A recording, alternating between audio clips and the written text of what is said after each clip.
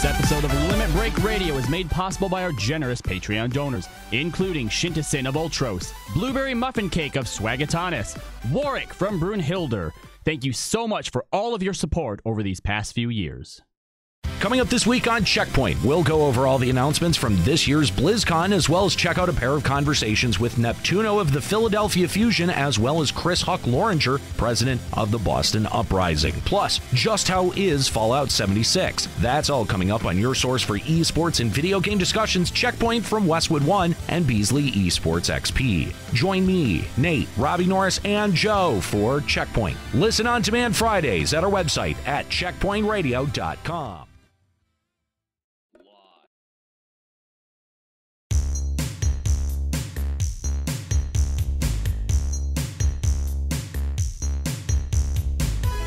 Due to the overwhelming success of our FFXI Friend Refinder app, we are super proud to announce the FFXIV Companion App Friend Refinder app. Yes, using this wondrous app, you can reconnect with long-lost allies who downloaded the Companion app on a whim and proceeded to never open it again.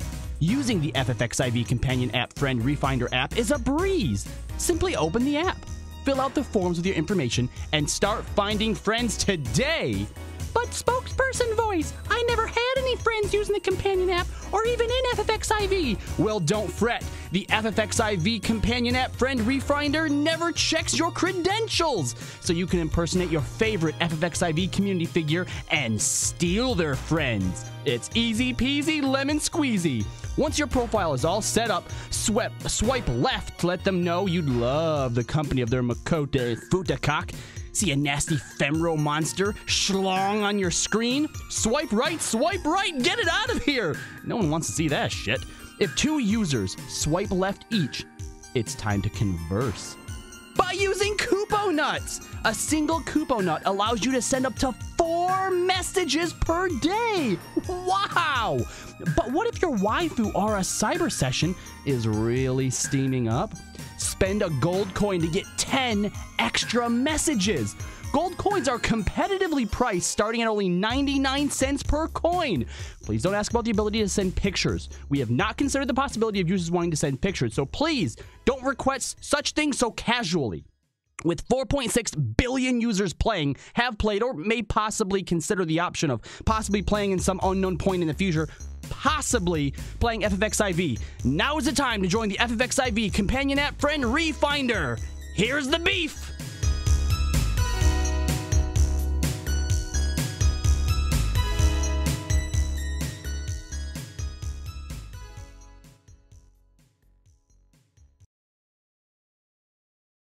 Live from Eorzea. Limit Break.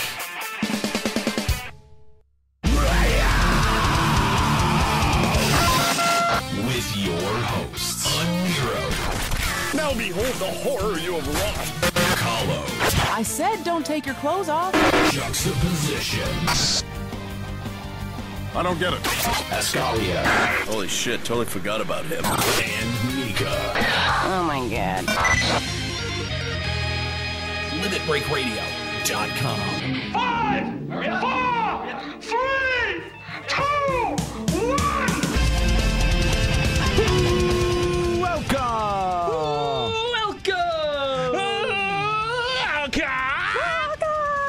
To the final in-studio episode for Limit Break Radio, at least for Kahlo and I.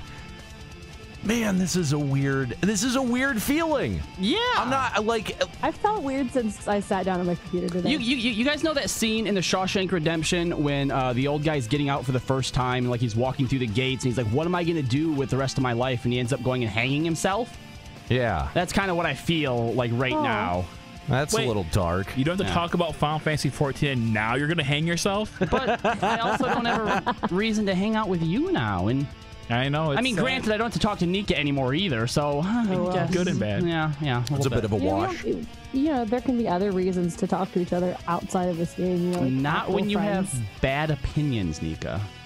Nuclear theology in our chat, and Escalia didn't even bother to show up. He's actually in Las Vegas. Yeah. He had a reason. He wanted to be here. We had him in on assignment in Las Vegas, but the thing is that, I mean, speaking of Las Vegas, he's going to be hanging out with us in Las Vegas for the after party. Yeah, so if you were one of the many people that are coming, which is the real for realsy real final episode of Limit Break Radio proper. I mean, that's dude, it's gonna be something else. It's gonna be weird. Oh boy, it's definitely gonna be weird. We nearly made capacity. If I we have 22 people off. I think we are 22 people from being fully packed to capacity for the after party. I remember when we started this, we were like, man, do we think we can get 145 people? Like, do we do? We had this like moment where like, can we do it? Okay, let's do it. But I mean, to be fair, like most of those ticket sales happened within the last 3 weeks. Mm-hmm. Yeah. So way to procrastinate on that, guys. Thanks for that. Appreciate it. We had puckered buttholes right up to the end. Some people have to make sure they have it in their budget, and FanFest, is getting closer, so it's makes sense. Just spend it all as early as you can. That's the best way to do it. Make the commitment. But anyway, we're excited to be partying with you. Of course, that's on Friday. If you're not going to be in Las Vegas for either FanFest or specifically the after party, because I understand there's people coming in specifically for the after party. If you're not going to be in Vegas that weekend, don't worry, because the last episode will be streamed right here at twitch.tv/checkpointxp. So we're going to make sure to have a blast that night, and invite all of you who might not be able to join us live at the party. We're going to invite you in to the party on the stream. So we've got, of course, all of the talented FF14 content creators that are going to be out there with us, and Fusion, and Fusion, and we're going to be asking them to kind of help us put together a show between 8 o'clock and midnight. So it's 4 hours of a goodbye to Limit Break Radio. We'll also obviously be talking about all of the different announcements out at FanFest. I know Fusion's going to be hosting like a lore thing. So it's going to be really interesting. I don't know exactly what to promote is going to be going down as a part of the programming. We're kind of keeping it loose and playing it by ear. I'm sure most of us will be drunk by the end of it. It will be legendary. At the start of it? At the start of it, before it starts, we're going to be pre-gaming. Pre-gaming during the concert. That's right. But Nika and I will actually, we are the only ones that actually have real FanFest tickets. So I have a real FanFest ticket. Oh yeah, that's right. Yeah, what the fuck? That's right. You do. Well, you won't care, but we'll be walking around with recorders and talking to you guys. And we'll come find us, say hello. It's your last chance to punch a Nero. It literally is. So I'm gonna be real disappointed if someone doesn't at least attempt to hit you. Like, come on, culmination of 12 to 13 years. Somebody's got to take one swing at you. Yeah.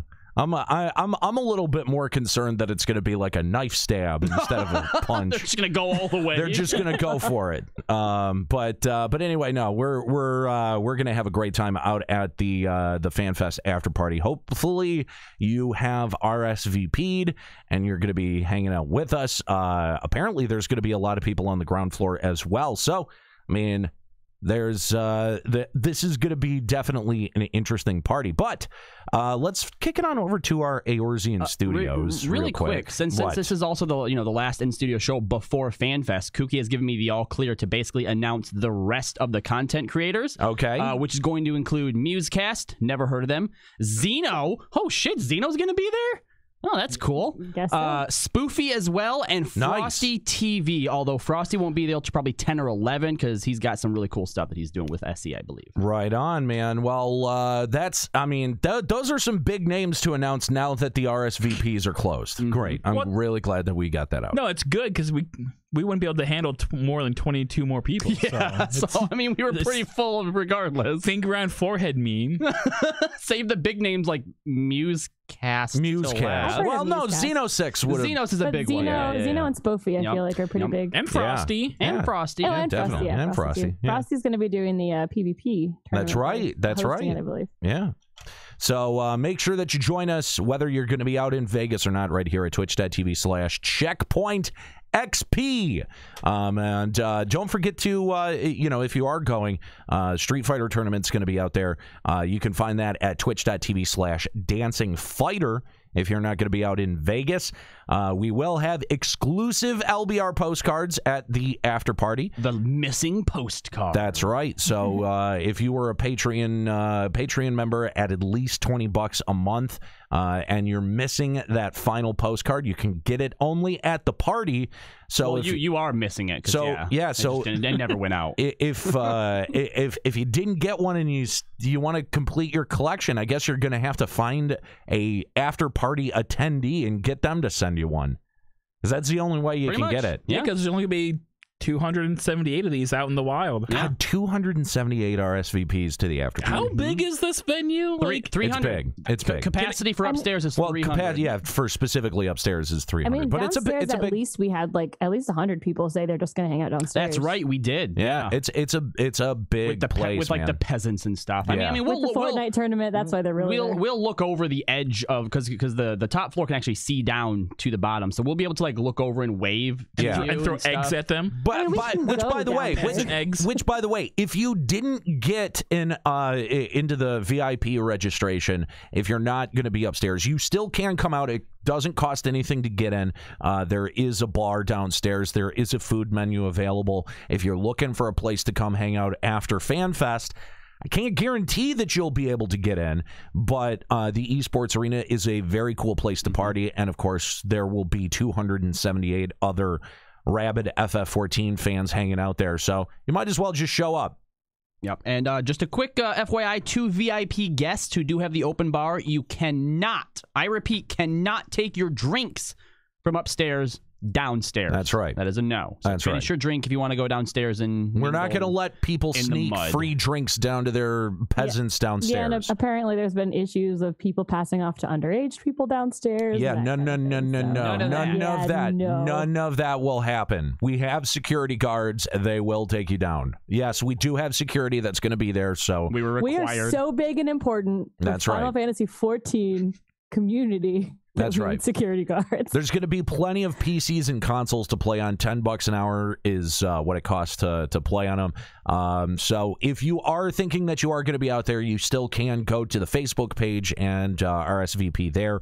Obviously, we're not taking any more VIP reservations. But if you want to just, in general, RSVP, that's a way to do that. And yeah, that's going to be the end of Limit Break Radio. And then on Saturday, I actually get to have a real convention day. I get to experience Final Fantasy Fan Fest for one day where I'm not lugging around a recorder. I'm not having to set up equipment during the band. You don't think the hangover is going to be too much? That's going to keep you in bed? No, I think I'll be fine. Okay, cool. Yeah, I can't afford to get blackout drunk at a party that I'm throwing at a venue that I want to continue to work with. So that's true. Just be responsible. Yeah. Okay. Yeah. So, and that goes for all of you two guys. And I'm sure that there are going to be plenty of people wanting to buy me shots and drinks. If I turn down a drink, I am not being rude, or at least I'm not being rude on purpose. Okay. All I'm trying to do is maintain my coherentness. Tell you what, through the end of the night, because we're gonna have to wrap the whole thing up. Oh, that's true. Yeah, and if we don't want to do Weekend at Bernie's, okay? If any of us do turn down drinks, just take them to Juxta. I'm sure that he will accept them. Yeah, I'll drink everything. Yeah. Oh God. He's going for the Skuro Award this year. Somebody is gonna get the Skuro Award this year, I guarantee you. I hope it's Skuro again. I hope it's Skuro. So yeah, that's all going down at the FanFest after party. Come hang out with not just Limit Break Radio, but all of the creative community. Carlotta says weekend at Harsh and Fonts. Yeah, right. Exactly. Also, Extra Life. Nika, I understand that some of the totals have been adjusted. Yeah, man, I want to real throw out to ND Tex. I know he did that little Extra Life stream way later that we kind of helped promo for him a while back. And he's number one on our team. He's still going. Every day I get like 5 more texts that he's getting donations. Wow. And I mean, so our team goal was 5,000 and now we're at 5,848, which is pretty awesome. Wow. You all right over there? What's going on over there? Nothing. You okay? And Nero's choking. It's all right. But I did finally meet my goal. I was streaming during raid time and got some more donations, so I finally meet my 1650 goal. I've passed that by $10. But I believe that the donation pages are open until sometime into December. So someone can link that in the chat. You can still donate if you weren't able to donate to Extra Life. 100% of that money goes to the kids. It's all tax deductible. You should do it, especially those of you that aren't spending on the open bar for after party. You have like 55 extra bucks. Yeah. So, you dicks. Throw it towards somebody on Team LBR if you can. Well, there you go. Congratulations, Nika, on beating your total from last year. And seriously, $5,848. That is amazing. And of course, going to such a great cause like Extra Life, going to help kids with cancer. Fantastic. Congratulations, Nika, and well done. I look forward to next year because next year, I'm pretty sure we're going to try to do Limit Break Radio versus Checkpoint Radio. Yeah, that'd be sweet. I'm down for that. That would be a lot of fun. So, again, there is a little bit of time left if you want to give or if you want to raise money. extra-life.org/team/Limit Break Radio. All right, before we get into the news today, we've got more than a couple of things planned. Juxta still has some of those Name That Tune game that he wants to finish up. We're going to play that today. But today is officially your last chance to call into the show. When we do our final episode out from FanFest, we will not have the ability to allow people at home to call in. We will allow people who are at the party to come up and kind of say some things and talk to us. But this is your absolutely last opportunity to call into Limit Break Radio. So Limit Break Radio on Skype, 810-515-8715, limitbreakradio.com/Discord if you'd like to call in. Anything you want. You know, most shows don't get the opportunity to do this. They don't know when their show is going to end, so they don't have just 4 episodes and then fall off the face of the earth. they just disappear. And instead of doing that, we get to actually close out the show, which is awesome. So this time, yeah, unlike last time. Last time again, we knew we were coming back. Did you though? No. Actually, in the beginning, Kyle, you were very adamant about not coming back. You were the one that was like, I do not want to do this again. I'm going to show up just to say hi and see your house and everything, but I don't want to do this. But then here we are. Yeah. 182 episodes. Look what he gets out of it. He gets a fucking career. You kind of glad you said yes now? Yeah, you're welcome. Yeah, I saw it in the cards, man. Anyway, this is the absolute last opportunity that you get to call into Limit Break Radio. Limit Break Radio on Skype, 810-515-8715. limitbreakradio.com/Discord is how you reach the show.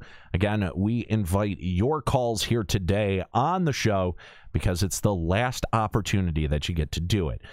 All right. Well, I guess let's check out what's going on in FF14 news. This is a Limit Breaking News Update. Well, with the release of the next leg of Eureka Pyros comes the next upgrade of the weapons, and it seems Square-Enix has finally deemed us worthy of an actual visual upgrade. It's actually kind of hard to tell if they're completely new models or not because they're drenched in more glowing particle effects than Juxta's Thanksgiving Day dinner will be in gravy. But regardless, what? Gravy? Do you not like gravy? How do you not like gravy? That is disgusting. You eat frozen tater tots. Yeah, because it's not gray, goopy liquid shit. That's all of the best tasting parts of the meat. It's a byproduct of cooking things. You know what I found out before the show, Fucking too? Is that idiot. apparently he doesn't like shrimp either. Do you like shrimp? I mean, I don't know, but Okay, I'm there also you not go. a fat ass. God, how do you not like shrimp? Because You're a terrible person. they're yucky looking. You're a terrible fat person. You can like see their blood veins coming out of them. Do not understand how you got fat. He actually talked about how popcorn shrimp is really good if you could just take the shrimp out of it. Well, can I eat some popcorn You just shrimp? want the deep fried breading? Yeah. Okay, never mind. That's the fattest thing you've ever said. All right, so let's take a look at some of these weapons, because we've got gifs of all of them. Look at that. They're just like pure, like glowy flame crap. Yeah, I guess they look better like when they're moving around because, you know, like glowy parts like kind of maybe. as... Look at the Dark Knight one. Let me know if that's like a new Dark Knight sword or That looks not. like, looking at the Paladin one, that was like that hook on the end. That does not look familiar to me. Does that look like anything you've ever wielded before? That looks fairly new. Yeah. I mean, the glow on it's not bad. No, yeah. But you're right, it's a little bit much. Not really a good reason for me to, like, get back into playing or anything, but... I mean, I think the biggest glow, though, those old Lux weapons, the 275 relic ones, those were like just big, blow your eyes out.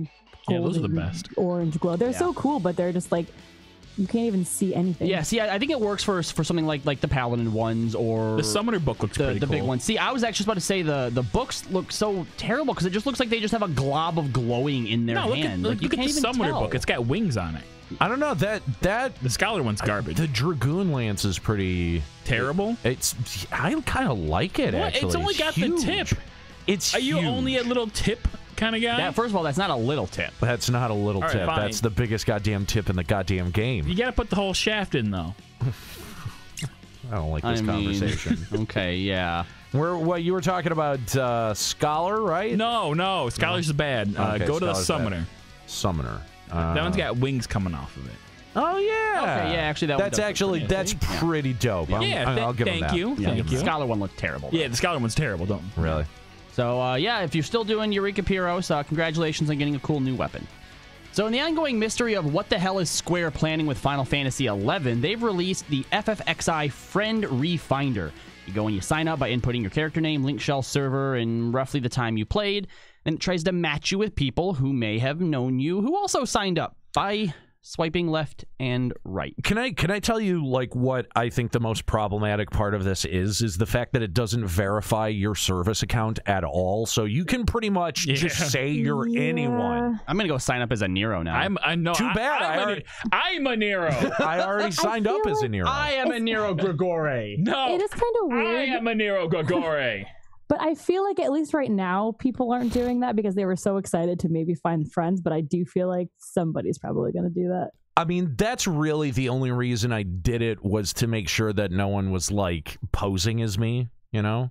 I don't need somebody being a deeper asshole than I am. I mean, is that possible? I mean, yes. I don't know. It very much is. A Nero yes. has a very deep asshole. And I this can is- attest.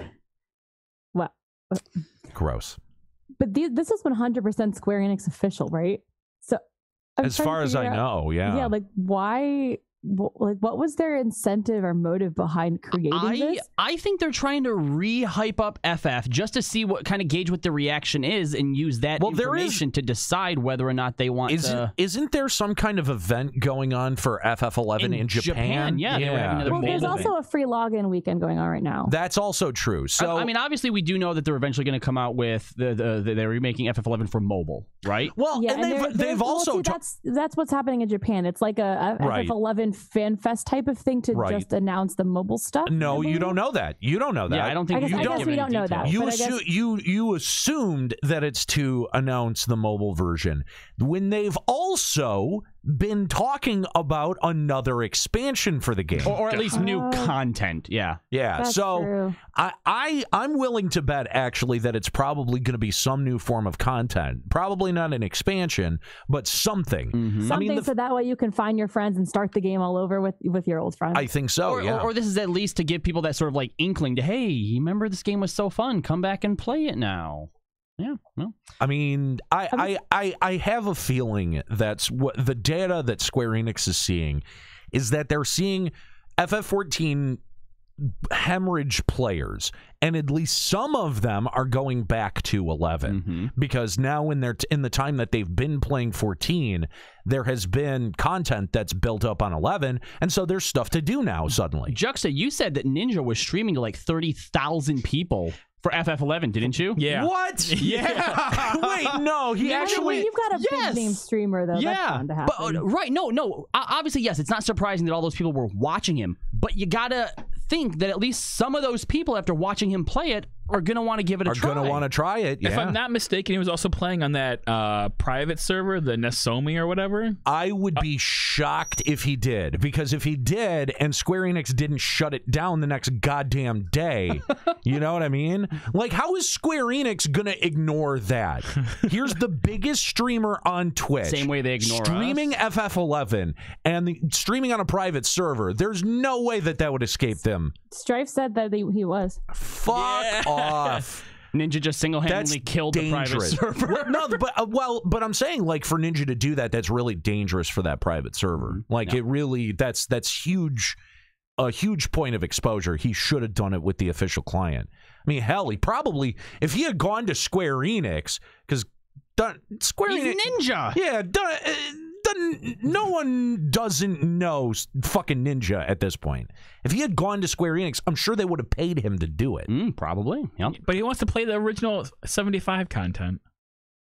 That's what he wants in life. He doesn't want to do the... He wants Final Fantasy XI Classic. I mean, maybe that will just be more proof to Square Enix that they need to do the mobile version, you know, with all the earlier stuff. Honest to God, I think that we'll get an FF11 Classic before we got anything with, like, a 1.0 server rebuild for FF14. Well, because the mobile one's not going to be all the way through Abyssia. Like, it's probably just going to be like Zillar. I don't expect it to be. I don't expect it to be the same fucking game. Well, there's supposed to be two games, right? There was supposed to be the mobile version of 11 and that like spin-off in the same world. Remember? Well, the spin-off is actually out. It's been out for a while. In Japan, right? Yeah. Grandmasters or something. Yeah. I don't even know what it is. I don't either. But the mobile version of 11, I can almost guarantee is not going to be a port of FF11. No. It's just going to be set in the same world. Yeah. They're just going to have the same assets. So there was also, of course, the release of patch 4.45, which saw the addition of Eureka Pyros. Nika, have you had a chance? Pyros means fire. Yeah, it does. Yes, I have been in there. It's interesting. Like, it's more of the same, obviously. I heard that people like already like within like the first few days like it hit level cap. Oh yeah, they're the XP you get from the NMs and everything is huge. Like, I get 2.6 million XP from doing it like an NM around my level. Wow. Bunny Fates give XP. So Square Enix has locked into concrete the idea that the train is the meta inside of Eureka. Kind of, but the thing is that this time almost, I want to say half the mobs are sound aggro. So like, if I try to follow the train right now at a low level, I just die every couple steps unless you want to slow walk everywhere. But by then you're going to miss the NM. So, they also have very densely packed the monsters. You can't just solid snake your way around them, especially if they're sound aggro, and like you just get fucked. So it's really kind of disheartening until you're like 39 and can use the first Aetheryte, because you can't go anywhere without just being murdered. What's the cap right now? 50. So it's kind of weird, especially because that bunny fate, everyone's doing it because of it's like it gives XP and stuff, and so you get the bunny and you try to go and get your bunny chest and you can't get anywhere because everything sound aggro's you and you just die. So I don't know. I'm not sure how I feel about it. I do like that the XP seems to come quicker, at least, and I can have you got to do anything with the logogram things yet? Or I don't understand them yet. Like, you can turn them in. You get them from bunny chests. You get them from some fates. I've gotten a couple. You just like put it into the machine and then turn them into the little moves. And I'm trying to figure out, you can have like 3 on at a time, but you can only set one of them to actually be the one that you can use during that time. And then when you leave the instance, the one you have set to the one you can actually use disappears, but you keep the 3 that are set. I don't know. It's really confusing. Okay. I don't really get it. And you can sell them though. So I'm trying to figure out since I don't really know what to do with them yet, if I should just sell them, because some of them are selling for like 200K.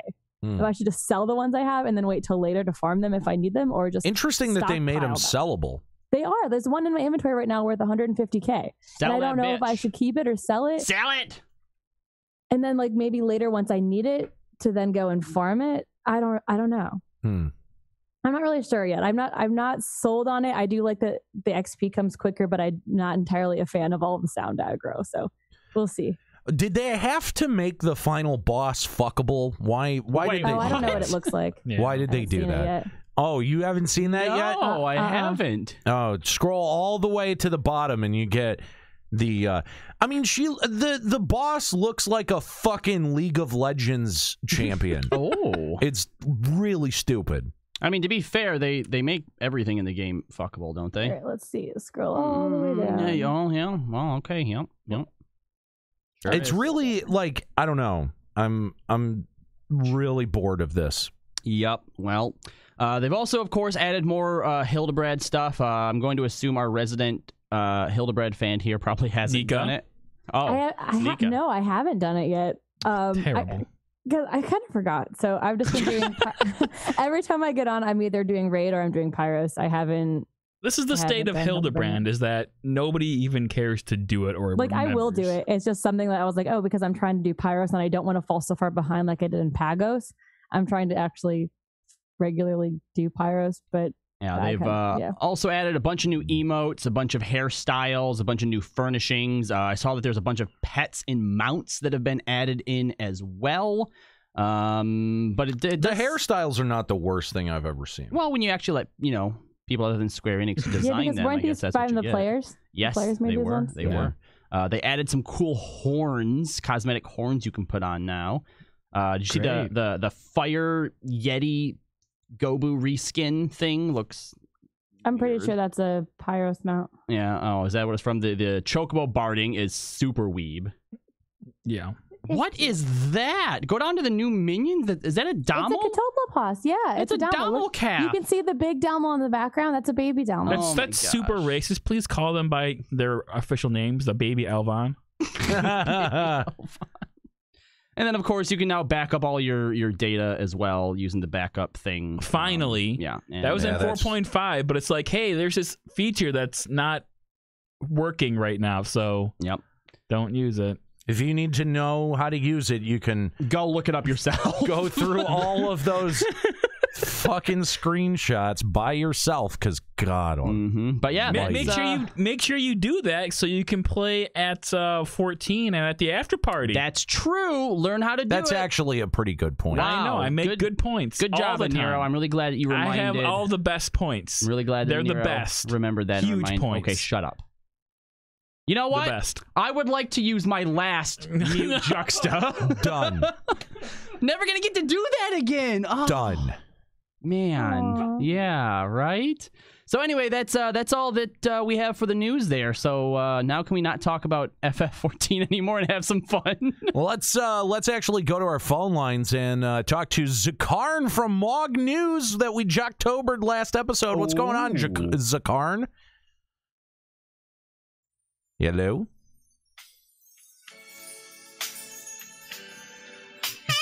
Huh?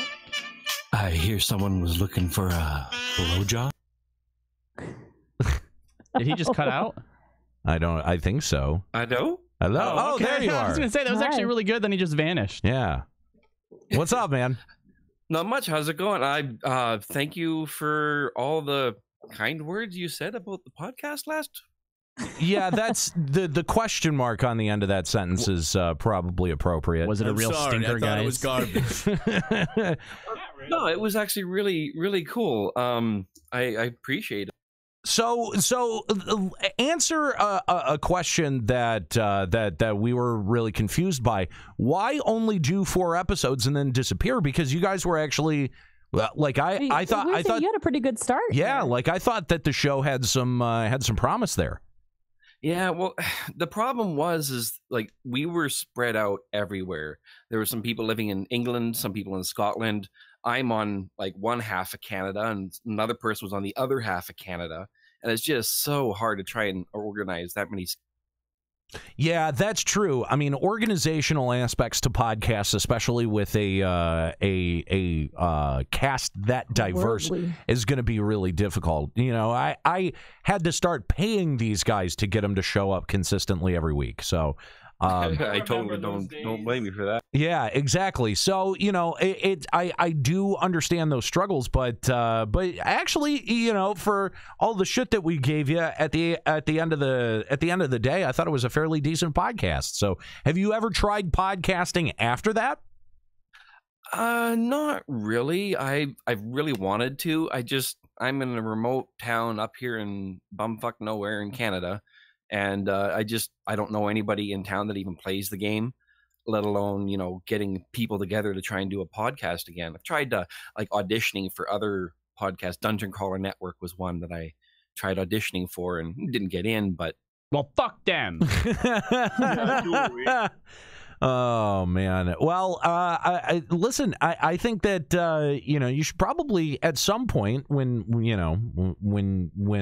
the mood strikes you, give it another shot, because I was pretty impressed with what I heard, despite all of the mean things that I was saying. But might I suggest though to maybe not do so with a dying game? Yeah, you may want to pick a different game, just as a thought. Yeah, no kidding. Oh, just listening to you guys talk about it and play such an old episode. It was totally like that. The one guy was saying a time capsule. Yeah. Speaking of time capsule, anyone who's watching, stick around. Yeah, right. Because we're actually to round out the Juxtober segment, we always like to do something of ourselves. So we're going to be looking back at a time capsule today as well. So yeah, it really is. But it's also a lot of fun though. I like dragging out some of my old material and taking a listen to it again. I was listening to some old episodes of Refresh and was like, oh my God, that show was way worse than I ever thought it was. It had a strong following, though. It had one dude who kept posting on our Facebook to bring it back. Yeah, that's true. Very that's strong. Pretty much it. Yeah, very strong. Well, Zakarn, man, thank you for giving us a call, and thank you for submitting your show for us to rip on. Yeah, no problem. I just wanted to say that you guys have been a huge inspiration to me. When I was getting ready and starting to do that podcast, I was listening to Eighth Right Radio. You guys were one of my sources for news that I was gathering for the podcast. And just hearing you guys and your dynamic working together has just been amazing over the years. It's sad to see you guys go, but it's still going to be there in some way, and I look forward to seeing where it goes. And congratulations on moving up in the world, you guys. Thanks, man. Make sure to check out. Thirsty. Thanks, and make sure to check out Checkpoint if you haven't yet, because we're all over Canada too. Vancouver, eh? Yeah. Vancouver, Edmonton, Ottawa. I'm trying to think of Montreal, Vancouver, Winnipeg. I think that covers all. Williamsport? Is that one of our? That's down in Pennsylvania. Okay, no, that's in the other direction. Yep. Yeah. Mm-hmm. So, but anyway, make sure you check out Checkpoint if you want to keep up with what we're doing. But thanks again, man. That was a lot of fun. Awesome. Take care, man. Thanks, Zakarn, from the Mog News Show. Appreciate giving us a call here on Limit Break Radio. If you want to give us a call, Limit Break Radio on Skype, 810-515-8715, limitbreakradio.com/Discord. This is your very last opportunity to be able to give us a call here. So make sure that you take advantage of that. If you ever wanted to tell us off, or how terrible or how toxic you thought this show was for the community. Literally anything you want. Now's your opportunity. Your last opportunity. It's the last time. It's your last time to get a Hey Nika in there. Yeah, that's true. Hey. So speak up or shut the fuck up. All right, so Juxta, I guess we're going to play some Name That Tune. Name That Tune. Oh, boy. All right, quick real refresher. 2.0 songs and beyond. It has to exist in 2.0 or beyond. You have to get the phase and day-night cycle correct as well, if it applies. You get 3 Juxta lines, 50-50. We need to hide our chats, right? Huh? Yeah, hide your chat, Nika, and hide your chat, Kahlo. So 50-50, ask a chat, phone an intern. And that's basically it. And the 50-50 is one right answer, one wrong answer. Yeah, well, I was thinking about that earlier in the shower, and I thought, I should have given you just one song name for the 50-50, and it's either right or it's wrong. Then it would still be a 50-50, but also completely useless. No. Yeah, it would. No, it totally worked.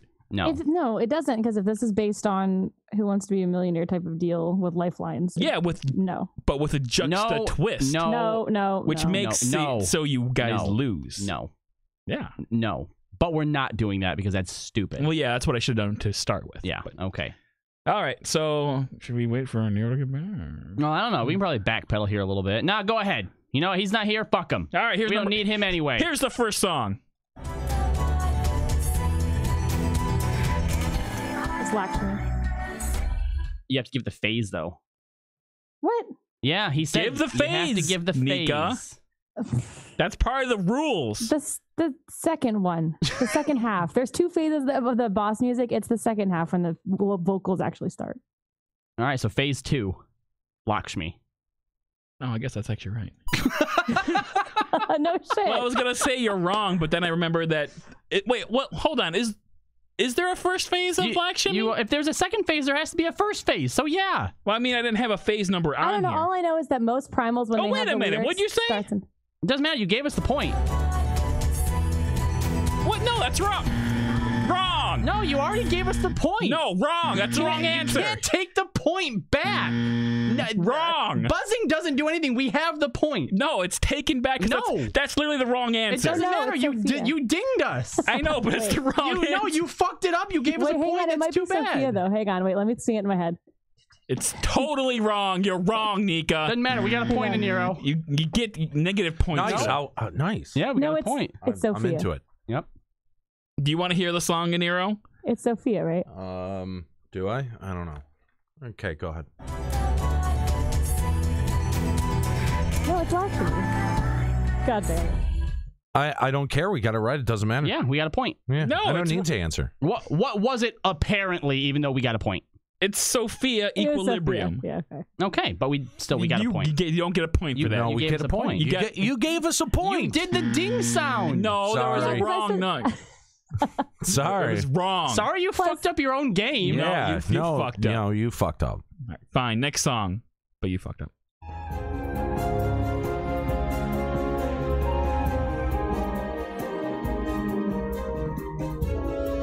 This is a dungeon, isn't it? I've heard this piece of music a million times. I hate when it's one you hear every time and just can't place it. I think this is a dungeon. I don't know that it's a dungeon. I mean, it could be. I just don't know. I'm going to play it for you one more time because it's long. Hang on. We missed. It said hashtag something to Juxta for screwing up his song. own game. Screw you.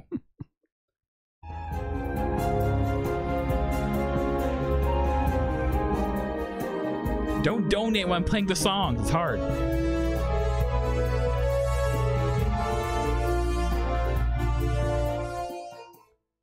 It reminds me of like dungeons from out in the Azim Steppes. For some reason. Like that the you had to do it once through the story. Yeah. Oh, maybe. I feel like I have not heard that piece of music for a long time, but it's one that I've heard a lot. Okay, are we thinking I mean from 2.0 then? Either 2.0 or 3.0. Give it to us again. Last time.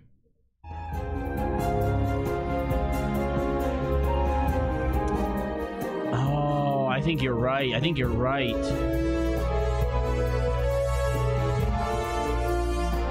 Stone Vigil.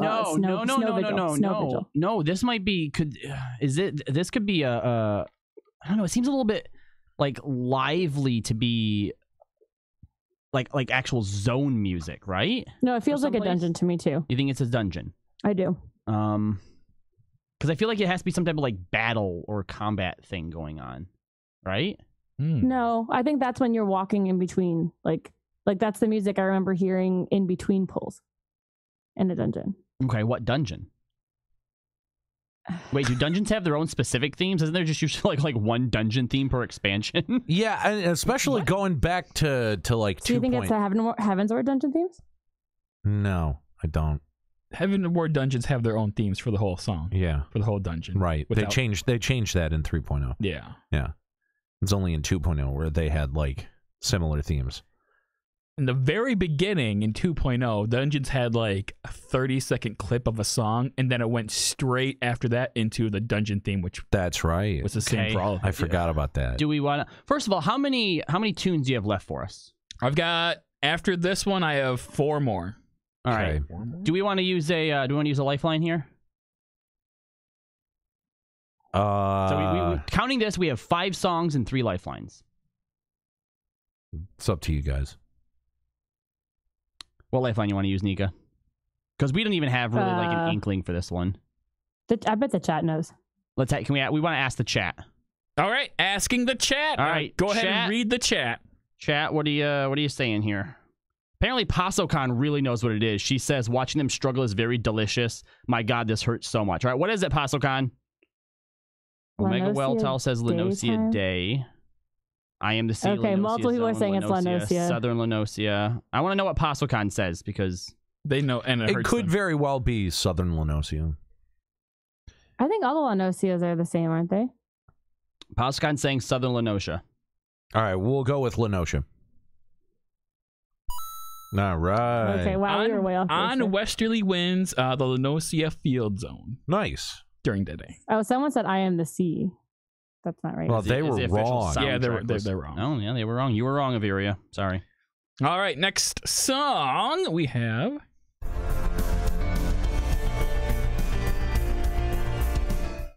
Oh, also, for that last one, I actually gave you a little bit of a bonus because apparently I had the extended version on both of those slots I have. So you had. I noticed you had it really long there. Yeah, you had like 6 seconds of bonus. Okay, play that one again.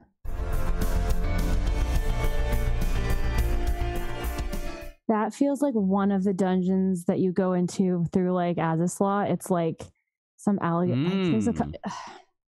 It's like I feel like I can picture fighting like Alagon monsters during this theme. Well, then, if you're picturing fighting Alagon monsters, could it possibly be Coil? Ooh. Oh shit! Play it again. Ooh, it could be. It reminds me of fighting like during Coil, during the trash pulls before you get to a boss. Yeah, so I want to say that it's something from Coil. Ooh. I'm gonna have to defer to you guys for this one.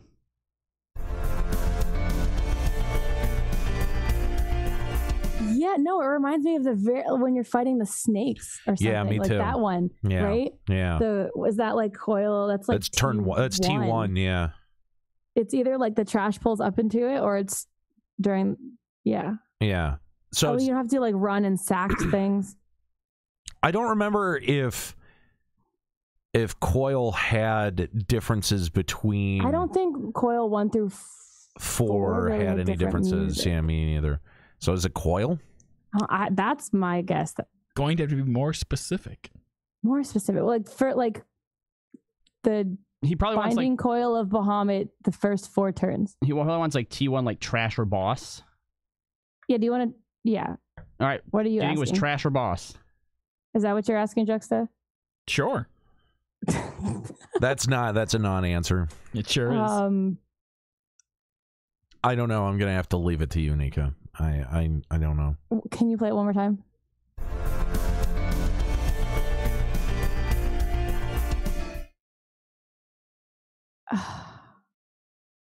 Or it could be like Coil turn 2 when you're like waiting for the. I don't think it's a boss theme. I remember like listening to it while you like wait. For Coil the boss T1 trash. Final answer.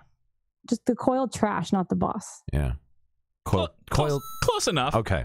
It's actually not during trash, I don't believe, but it's just the field theme when you're just standing around. Okay, good. Because I was thinking of like listening to that when you're waiting for T2 to enrage and you're just standing there. Yeah. Like that's what I was envisioning when I said that. Okay, cool. All right, good job. Good job. Nika's pulling up the slack this time. Well, Nero directed me to Coil on that one. I just pictured the monsters I was fighting. All right, next one.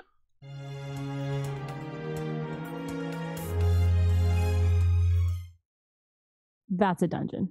Yeah. The dungeon that we fight Raish Valgor. What one is that? Ooh. Fuck. Yeah, it has that like airy feel to it. Yeah. right there at the end, that's like the sound whenever you like have to jump to like the next platform or whatever. What is the name of that dungeon? It's shit.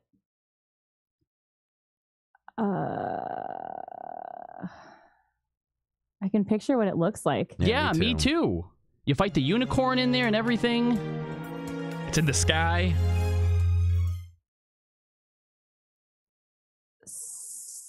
I do not remember the name of this. It's not Sorkai, is it? That's, no. Is that Sorkai?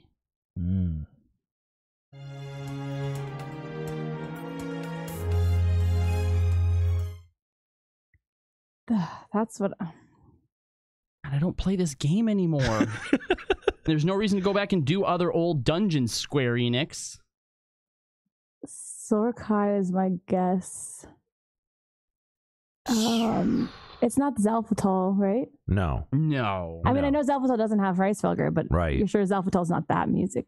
No, I'm not. Okay. At all. Remember, I listened to the themes once and then mute my music. Yeah. So sad. It's the best part of the game, and Nero? It's not. It's not. What? It's not. No, he's saying the best part of 14 is the music. It's not. What do you think is the best part of the game? What's the best part of the game? I don't know. The music is actually one of the best parts, I think. Any kind of, well, no, but any kind of repetitive music over and over again, I'm not going to. That's not the music's fault, though. No, That's it's not the music's fault. I mean, do the content. You leave Soken out of this. Okay, Nero. all right, I got it. Here, let's use our 50-50 since we think we have it narrowed down, and if Sorkai isn't in there, we know it's not that. Okay. 50-50? Except he might give us Sorkai in the right answer, you piece of shit. You know he's going to. You know he's going to. All right. But okay, but the other one, it might help us though, depending on what yeah, all right. 50-50. If I hear it out loud, I may. Yeah. Okay. 50-50. Come on, motherfucker. All right. So the 50-50 is going to be Primal Timber or Trixum. What's Trixum? What are you fucking talking about? He's giving us the names of the songs, not where they are. Okay, well, I don't think that's a primal. That's not a primal, is it? No, that's definitely a dungeon theme. So it must be Trixum then, right? Whatever that is? Is it the Anti-Tower? No. No, that's well, not the actual track name is Trixum. No, I know, so I'm trying to think of what Trixum would be related to. It's either a primal or it's not. If it's not a primal, then it's probably Trixum. Primal Timber, I don't think is the actual name of a primal song. That would be something in like a cutscene or something leading up to a primal fight. Like none of the primal battles are called Primal Timber. There's one called Primal Judgment. There's not one called Primal Timber. Well, that's one of the actual primal songs. My vote is for Trixum. Sure. Trixum. Where the fuck is it from?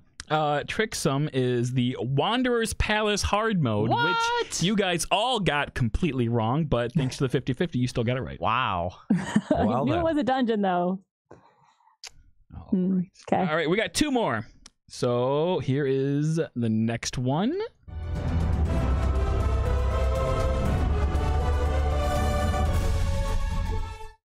Don't know. That could be fucking anything. That's either, I want to say it's a battle during a 24-man. Yes, that's what I want to say too. A 24-man battle. Mm-hmm.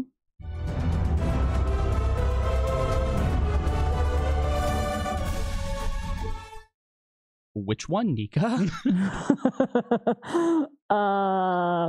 God. I don't know.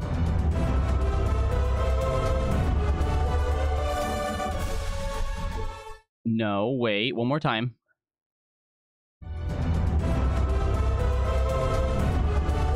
Dunscape. I want to say Dunscape, but I could be totally wrong. No, I don't think it is. I think I've done Dunscape like once. Ever.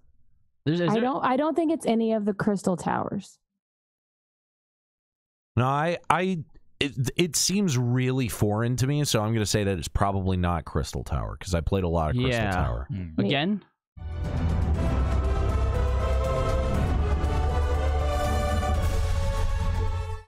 I don't think it's Weeping City. I don't think it's a 24-man. You don't think so? No.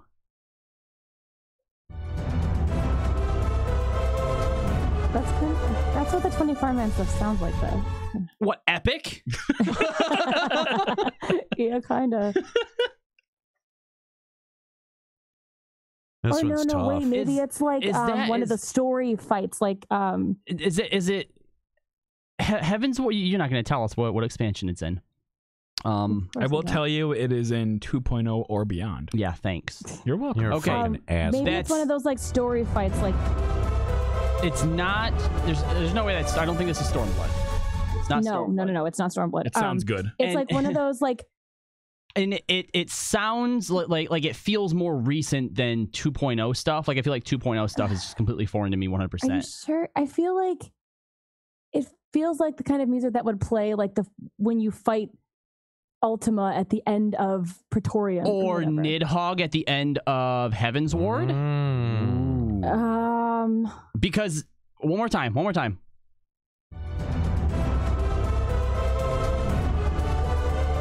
Okay, because I am now picturing. This is when I always died during Nidhogg. when he was doing like the transformation phase change things, and like, was it different squares There's just circles on the ground? There were, and you got to stand in them. or it wasn't, or not standing them. Whatever, it doesn't matter. He's trying to throw us off. Don't listen to him. I think it's Nidhogg. Oof. I'm definitely thinking if it's not a 24-man, it's like a story battle that's really important. Everything is important in 14, Nika. It's Nidhogg when he's putting all the shit on the ground.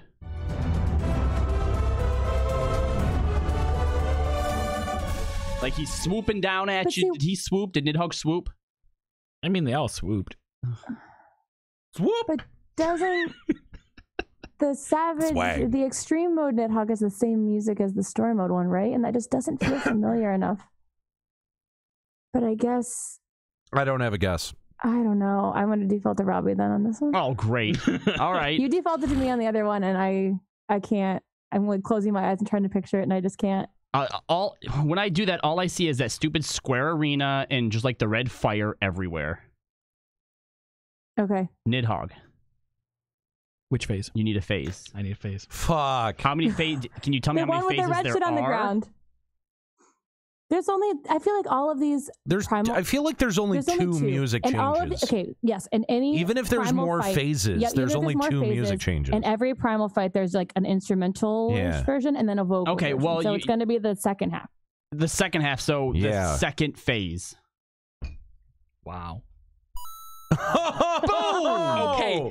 A, there are 3 phases in Nidhogg. B, there's three songs. There's 3 musical phases, really? Yes. The first phase is Dragon Song, where she's singing. Right. Phase 2 is what you heard, which is, this. When she's laying the shit on the ground, you have to run around. Yeah, and then phase 3 is Revenge of the Horde, when he becomes a giant dragon and starts murdering you. So this is Estinian phase. Okay. So you got it right, but you definitely lucked into it. Yeah, because in my head, I think I was picturing the I forgot third that phase. it started out with Dragon Song. Yeah. Yeah, me too. Yeah, it starts out with Dragon Song, and then it phases into this. Okay. All right. How many more? 2 more? Last one. Last one.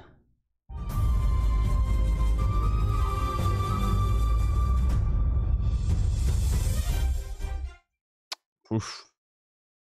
Those strings at the end are throwing me off. Stormblood dungeon, I want to say. Really? Mm-hmm. It's like Ruby Palace or something.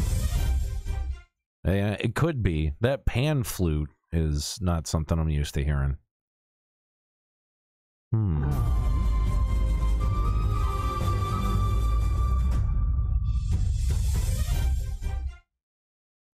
Because it's something I don't feel like I'm used to hearing, that makes me want to say that it's Stormblood. It's a Stormblood dungeon. I don't I'm listen to nearly anything in positive. Stormblood. One more time.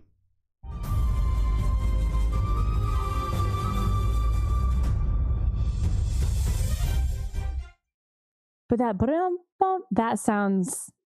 I want to hear like the next couple notes after that.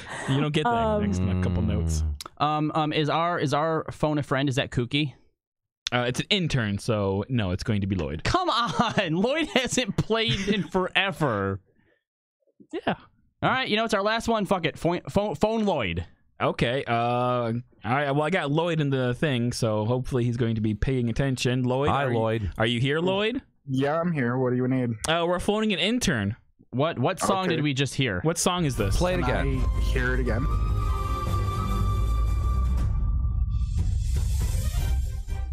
I have no clue. That sounds like Lloyd doesn't play this fucking game, I don't think, anymore. I want to say it's a Stormblood Dungeon. It's either like Shisui or... It doesn't sound weeby enough for that. Yeah. No.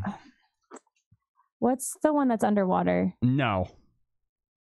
No? Ruby Sea. No, because that's still over on the weeby side. If it's a Stormblood Dungeon, it's Alamigo side.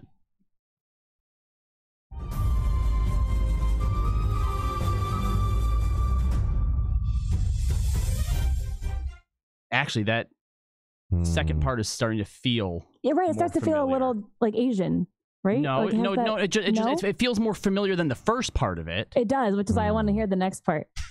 Yeah. Didn't you say that sometimes if we can't get it, you give us the extended version? How does that roll? Oh, yeah. That's if you guess a song and then you get it wrong. Oh. And then you get to hear the extended. Okay, then we do get the point for Sophia because I would have gotten it with the extended version of It doesn't matter. He gave it to us, so we got it. Yeah. I was just saying. Anyway. Okay, thanks for being useless, Lloyd. Bye. You sack of shit. Damn it. All right, hold on. Maybe it's Castrum Albania. What dungeons are on Alamigo side in Stormblood? We have taking the palace back. Yeah, Alamigo Castle. There's the Castrum monk Albania one. on that side. There's the monk one. The monk one. Yeah. Temple of the Fist. I don't think it's Temple of the Fist, but I don't think it is either, but I could be wrong. Because all right. It's got to be one of the max level ones if any of it sounds familiar to any of us, because the other ones you only do a single time and never go back. Except I've done them a million times because I've leveled everything. Okay, and does it sound familiar to you at all? Yes.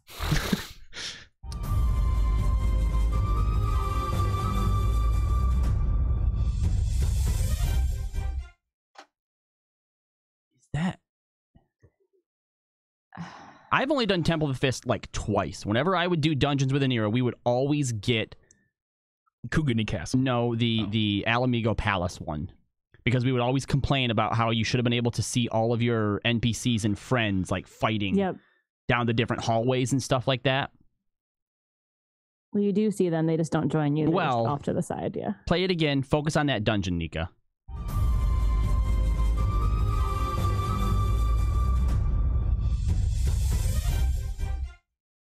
Is that the one? It could be. It doesn't. I just remember. I remember both Doma Castle and Alamigo had music I really liked. Doma Castle. I don't think that it's the Far East side. It's Doma Castle's had a very like Streets of Rage 2D beat 'em up style, like dun, dun, dun. So it's not that one, but I. Okay. Oh, let me go. It's definitely one of those like urgent ones, so maybe it is. But I'm debating it could be Castrum Albania. What's Castrum Albania? The level 69 dungeon. Is that the one where you fight the guy who was doing the experiments on Kryl? Well, that's in Doma Castle. Yeah. Is it? Yeah. Mm-hmm. Where you get your spirit removed from your body. Yeah. Yeah. Yeah, that's Doma. He's the second boss in Doma Castle. Oh, okay. And the final boss is Grinawat and his like weird transformed. Think we're gonna need to make a guess here. All right. Yep. I want to go with Alamigo and just I think I want to go with Alamigo. Yeah. All right. Oh. Wow. I have defeated the Alamigo duty. Damn, dude. Good job. You got them all right. And used all of our lifelines. It doesn't matter. We got them all We right. did.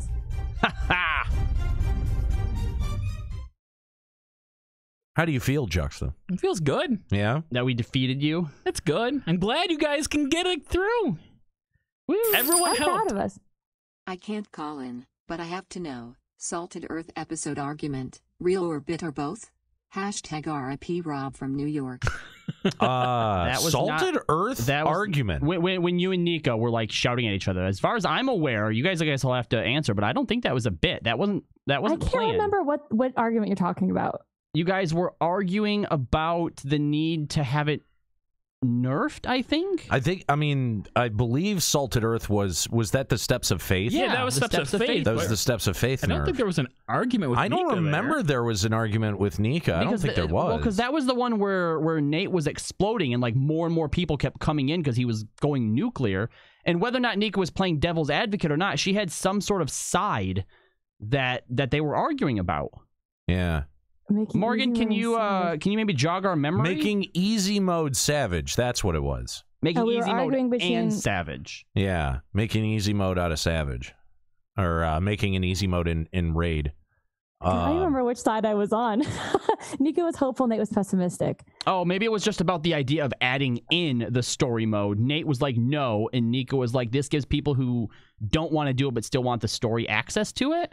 Right, but remember, we were hopeful, and then it turned out to be kind of stupid. But... Well, and I was right though. It demotivated people from being a part of the raid scene. I want to say I was exaggerating how hopeful I was, but it wasn't like a bit. Yeah, like, I don't think it was quite a bit. I think there was like no one was like, we didn't have to like call a meeting afterwards and be like, all right, let's try to repair some damage here. Yeah, no, none of us felt like after the show we're probably just like, good show, guys. Yeah, it was like awesome, dude. That was a great conversation. That was awesome. That was we had like a bajillion people tuning in during that argument. I remember. So like, guys, Lloyd sent me a message 3 minutes ago, probably right after you dropped him, and said Alamigo. Thanks, Lloyd. Thanks, Lloyd. Doesn't matter. We got them all right because we're geniuses. No thanks to Aniro. Did you get any of those right, Aniro? I didn't even have any guesses. You pointed Nika towards the coil one. Coil. Oh yeah, that's right. That's right. Yeah, coil. That was it. I would have probably went with whatever that first Azaslaw dungeon is if you wouldn't have directed me towards. He says finally closure. Yeah, no, I don't think it was a strictly constructed bit. Sort of like it wasn't like all. I think it was an organic argument. Like we didn't plan. Hey, let's argue over this. But I think that we were probably both playing up exactly how passionate we were about the side that we had chosen. Now, if you would like to know what was planned as a bit, but also sort of not planned the reaction to, the Nika's dream thing. Oh, yeah. We had told her beforehand, yes, let's have you tell your dream, because she really wanted to. I'm still a little bit and before the show started, Aniro was like, all right, what I'm going to do, guys, is I'm going to like mess with her, just go with it. So she didn't know that we were messing with her, and her reaction, that was real. Like I knew you were messing with me, but I thought you were doing. Oh wait, what was that? Oh no, I think there's something wrong with the line. I can't believe that it would drop her like that. That's so crazy. Yeah, so I knew that you were fucking with her. There was no question there. She didn't even stop. She didn't. No, didn't even stop. Oh my god. Oh, that's too funny. That's too funny. Yeah. No. That was that. Here. Cheers to the future. Won't be at FanFest due to relocation for work back in the summer and have fun there. Oh, thanks, man. Appreciate Agent Jojo. I'm glad that you ditched the weeb name. Appreciate that. Anyway, let's go back to our phone lines and talk to Carletta, who's been hanging on. What's going on, Carletta? Hey! Hey! I am so ready for this freaking trip. Oh yeah, I'm totally ready for Vegas. I wish I hadn't woke up this morning and felt like I was getting some post-nasal drip. You're going to Vegas. You have to be sick, apparently. Apparently, like that's the only way I'm allowed to go to Vegas. Oh. I know. It's stupid. Shoot yourself up with some Dayquil and NyQuil. Yeah, that's probably what'll be likely to happen. But anyway, Carletta, thanks for calling in. Hey, no problem. I'm gonna miss you. I mean, I know. Why? I know where we're not going anywhere, Carletta. Yeah, we see you every day over in the checkpoint chat. Chew. Stop it. Worst emote ever. But no, like honest emote. We appreciate your support of Checkpoint as well, and you're still going to be able to keep in the know with us, so I wouldn't worry about it. I know, but do you know of any other 14 podcasts I can like leech on to next?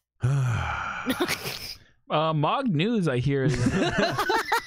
Here's what I think you know what? Short but sweet. Here's what I think we should do out at the after party. I think that there should be a battle to the death for who takes the throne of Limit Break Radio, right? Yeah. Like, we've got all of the content creators and we've got all of the podcast creators. Like, let's all like have throw them into a steel cage match. You know, as soon as you mentioned our throne, here comes Fusion X in the chat. I mean, first of all, Nero, before we can do that, I would advise against it because there's probably some Las Vegas tax on it. Probably, yeah. There's probably, but I mean, like, yeah, no, I think that there are some, there's some great podcasts and content creators out there. Who's going to try to come fill our void? I'm not quite sure. No one has the balls. It's going to be interesting to see if that happens. I'm going to be very interested to see if somebody tries to come in and it's not going to happen. Be the next Limit Break Radio. It's going to come across as too fake. Like what you get here is like they're going to go too hard at it. Yeah, they're going to put on their best like a Nero impression. It's not going to work though. Yeah, what we did here was special. Guys. Remember when Guildwork tried to make a podcast? No, I do. I remember that. It was awful. It was such a non-starter. I never even got into it. What was that show called? I can't remember. Ralph, you're gonna say you never go full in Nero. The Guildwork that was called Dick Bads and the Shitcast. Savage Mode, yeah. Savage Mode. Oh, right. There was nothing savage about them. It was like 6 episodes that they lasted. They didn't make it that far. I think they had at least quite 6. a few episodes actually. Yeah. Really? Yeah, I think it was at least 6, but I'm not sure that they got to double digits. Nika, did you just say Doma Castle with the Hojo fight or the Hojo-esque fight? With the scientists. It's definitely not. It's definitely an Alamigo. I knew it. Yes, because Cryo is in Alamigo, and you go there for like the little dungeon or one of the little I room. was on hold, and I'm going, no. I could have swore that it was in the Alamigo dungeon because he's working for Xenos, who you fight at the end of it. Yeah, because Xenos is right after him. Yeah. Thank you. Yeah. See, I couldn't help. I wanted to correct her so bad, but I couldn't help you. I remember Grinawat being after him, but I guess not. And I will be available for autographs if anybody wants me to sign something. Yes, of course. Party. Of course. You can sign something of mine. Don't do it. Don't take the bait. Don't take it. Don't take the bait. That's your penis. Stop it. No shit. I was going to make that. Anyway. My name's too long for it. Kidding, obviously. No, I don't. I think that's factual. Kidding, obviously. Anyway, Carletta, thanks so much for giving us a call. Can't wait to see you out at the party. Thank y'all for the many years from 11 to 14, and I'm looking forward to the future with Checkpoint XP. And the strangest thing really is calling Callie Joe. I'm not used to that. You can call him whatever you want. Yeah. He doesn't mind. Yeah, you can still call him Callie if you want. You could just I'm definitely gonna call him Callie in Vegas. Just say, "Hey, asshole," and he responds. And we'll all look. Yeah, pretty much. Anyway, Carletta, thanks for the call. Yeah, we love you too. Thank you for all of the years of support, for everything that you've done for us here at Limit Break Radio. For all of the continued support with Checkpoint. We have always appreciated you guys being fans. So thank you so much, Carletta. You're welcome. All right. Have a great day, guys. Thanks. You See you too. in Vegas. Yep. Limit Break Radio on Skype, 810-515-8715. LimitBreakRadio.com/Discord. We've got 3 on deck that we're still gonna go to. We've got like fan fictions. No, all right. First of all, we're doing the Juxtober next. Oh, we're doing Juxtober fan fictions first. have never been anywhere on the show except at the end. It has always been a very adamant rule of ours that we only do fan fictions if we have time. Okay, all right, that's fair. Let's go back to our phone lines then and hear from Crimson Light Farron of Famford. What's going on, Crimson? Not much, guys. I'm just calling in to first off congratulate you. It's been a couple of weeks, but I want to congratulate you guys on your acquisition by Checkpoint. I know this is a dream come true for you guys. Busting your asses for what? 11 years 12 now? years? 13 years. 13. Unlucky And 13. Uh-oh. Being the pioneer, the guys that are going down in the history books for this stuff, that's got to feel like quite an accomplishment. Yeah, I mean, I would love if we had a little bit more recognition from like the greater gaming community of what we've done, you know, like 63 different radio stations and you know, having the reach that we do, penetrating into a market that has told us for years it's not possible to do. Yeah, and on both sides of that coin, by the way, too, like from both the radio industry and the video game side, people called us crazy for pursuing wanting to be on the actual radio, and they just, you know, they kept saying like, well, but podcasting's doing so great. Why don't you just keep doing what you're doing, or why don't you do a new podcast? You want to know what burns the most, right? Is that I'm pretty sure that there was a Kotaku article somewhere about the Wham network. No. Yeah. Really? But not us. Jesus. Well, listen. I'm actually surprised Kotaku You hasn't guys latched get on onto this yet. Kotaku soon enough, and soon I might hear you guys here in Albuquerque. I don't know. I'm hoping so. Well, yeah, we've got. I know that we're in Phoenix. I don't think we're not in Albuquerque yet, but we are slowly starting to penetrate the Southwest region. So we appreciate it. We got a lot in Texas, though. Lot of stations in Texas. Texas and seems Canada to love us. Love us. You know, before I go, I just want to do a little reminiscing for a second. It was actually almost 2 years ago today. I was let go from my first job right out of college. I was going through a little bit of a hard time. I was doing some work at my grandma's house. I found you guys on iTunes. I heard about you, but never really listened to you. And it was like it was right around the time you were doing a Stormblood episode. And I fell in love, and I've been a fan ever since. You guys have helped me through some hard times in my life. And I'm definitely looking forward to seeing what Checkpoint brings you guys in the future. Thank you. Thank you so much. We appreciate it, man. And I mean, it's, you know, it's kind of weird because we get that every once in a while, like, oh man, you guys have gotten us through some really hard times. Remember the guy that listened to Just Us through the hurricane? Yeah. I mean, that's really, really cool, and we appreciate stuff like that so much. So hopefully we'll see you around here for Checkpoint as it continues on. But thank you so much for the call, Crimson. Absolutely. You guys have a nice day. Yeah, you too, man. Limit Break Radio on Skype, 810-515-8715, limitbreakradio.com/Discord. This is our final in-studio show, so it's the last chance that you have to give us a call here on the show. Make sure that you take advantage of that because, you know, if you've ever had something that you wanted to say it now or forever hold your peace.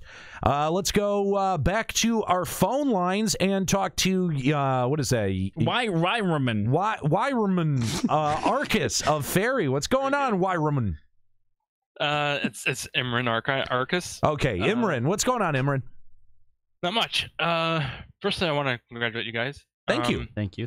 Listened to you guys for actually only 2 years. My friend listens to you guys, used to listen to you guys like religiously. Why'd he stop? And he got me into it.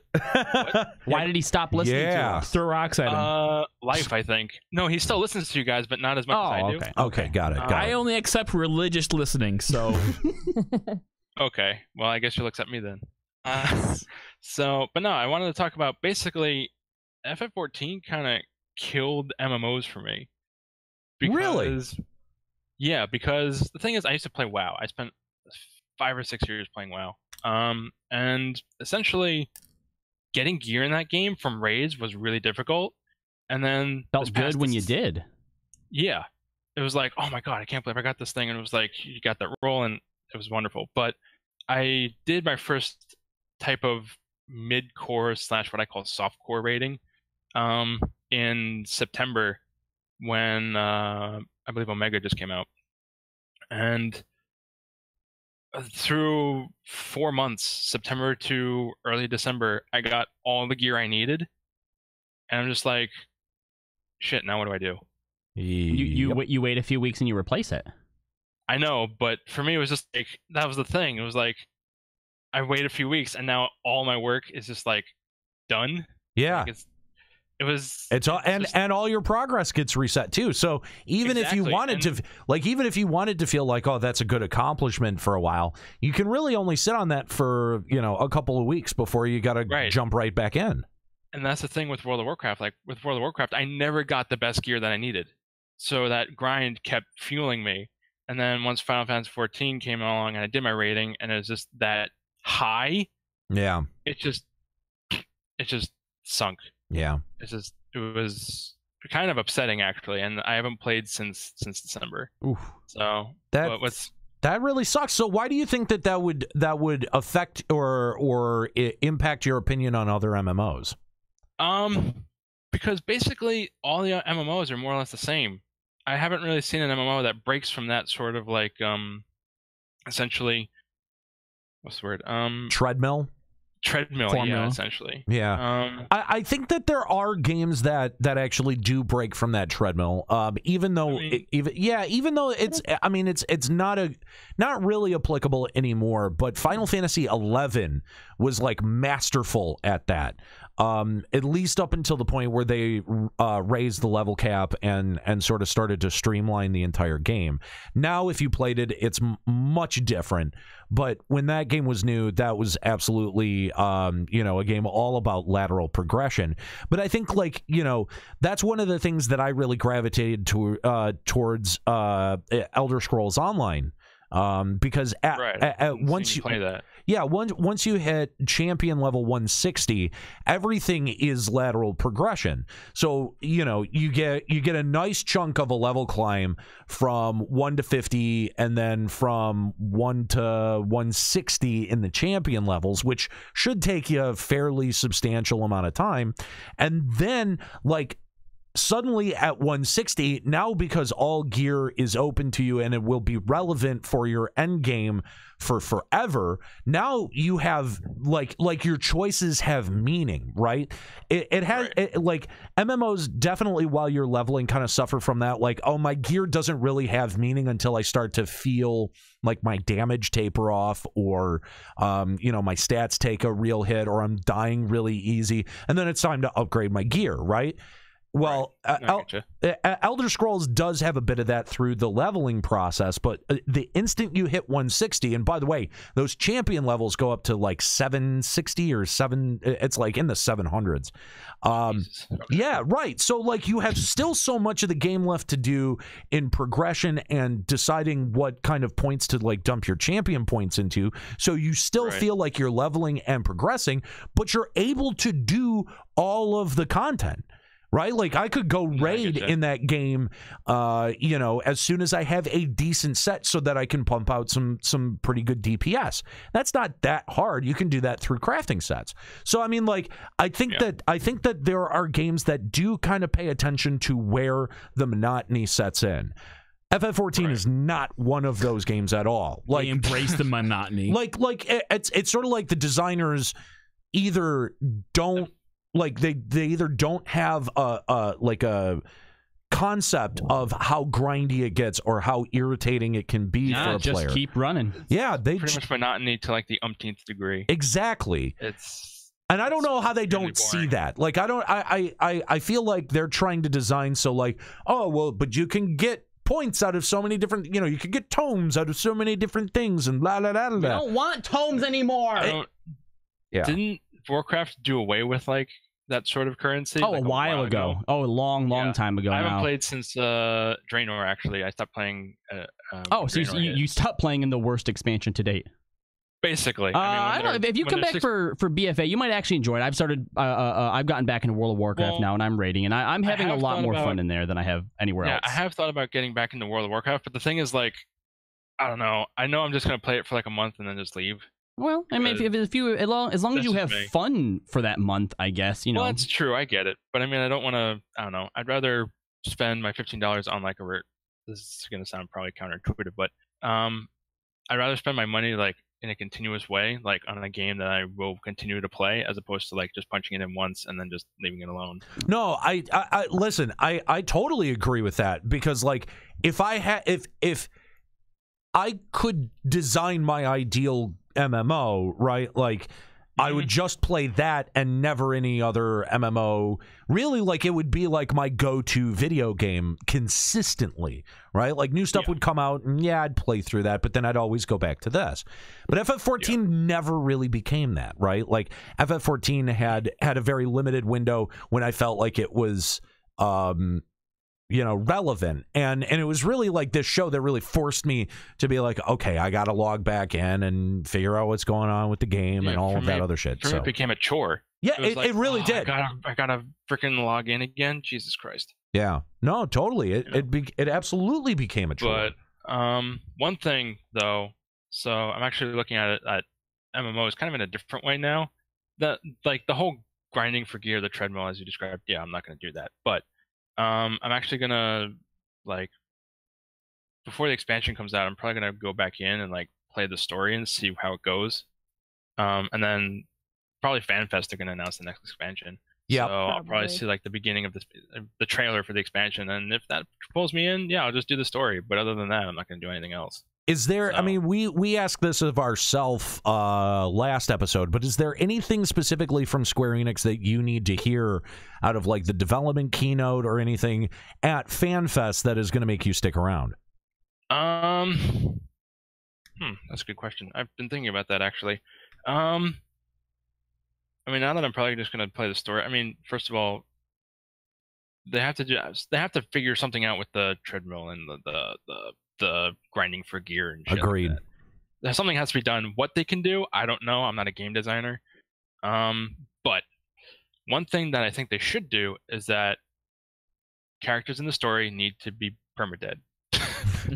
There need to be risks. Well, yeah. I mean, like for example, Minfilia, she's my waifu, but she's technically dead, but she's also kind of like the personification of Heidelin, so it's like this weird kind of in between. Heidelin's vessel, and I wish that they would like let us know exactly what's happening with Minfilia. Yeah. Well, the I thing really is hate that they dropped the entire.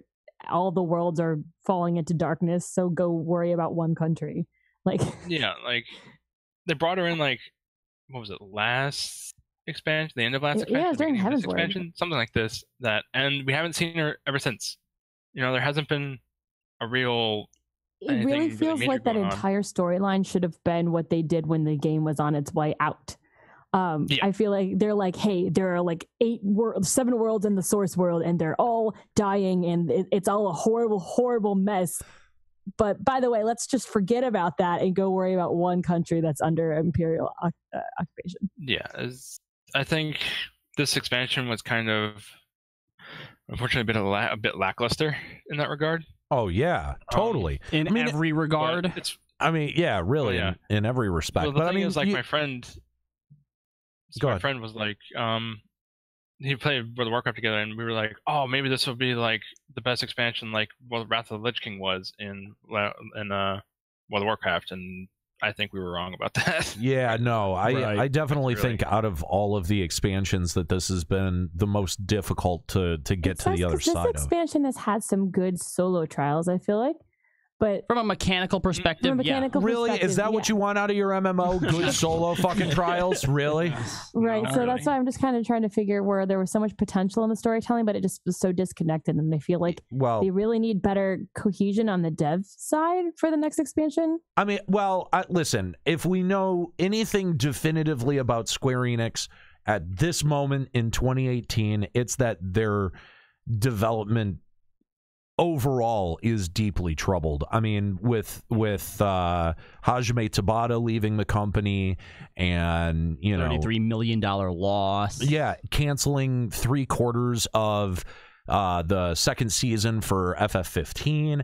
I mean, did you guys even see it? We didn't even talk about the crossover, which the crossover. We don't know what it is for FF14, but like, is FF14 gonna get one?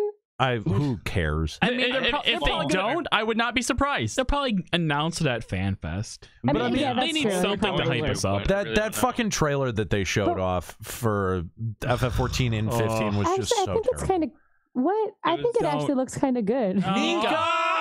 Nika, the trailer itself. Hold on, the trailer itself was half of it was them just standing around in like the back of a 7-Eleven. There was actually a quote unquote action shot where they're just attacking some orbs in a corner, and then you see Garuda for all of 2 seconds, and it's not even like you see. Fuck, I didn't play FF15, but the main guy, Noctis, I think it is.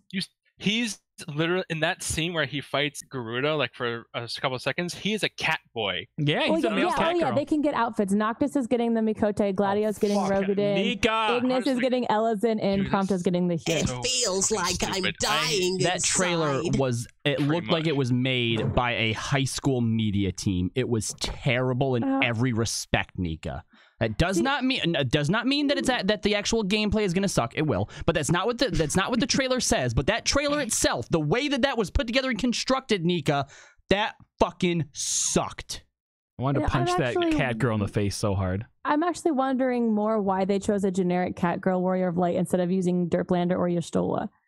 Because people need something fuckable. But Y'shtola's fuckable. She's also a cat girl. They decided to choose like a generic warrior of light Mikote instead of either using Derplander or using.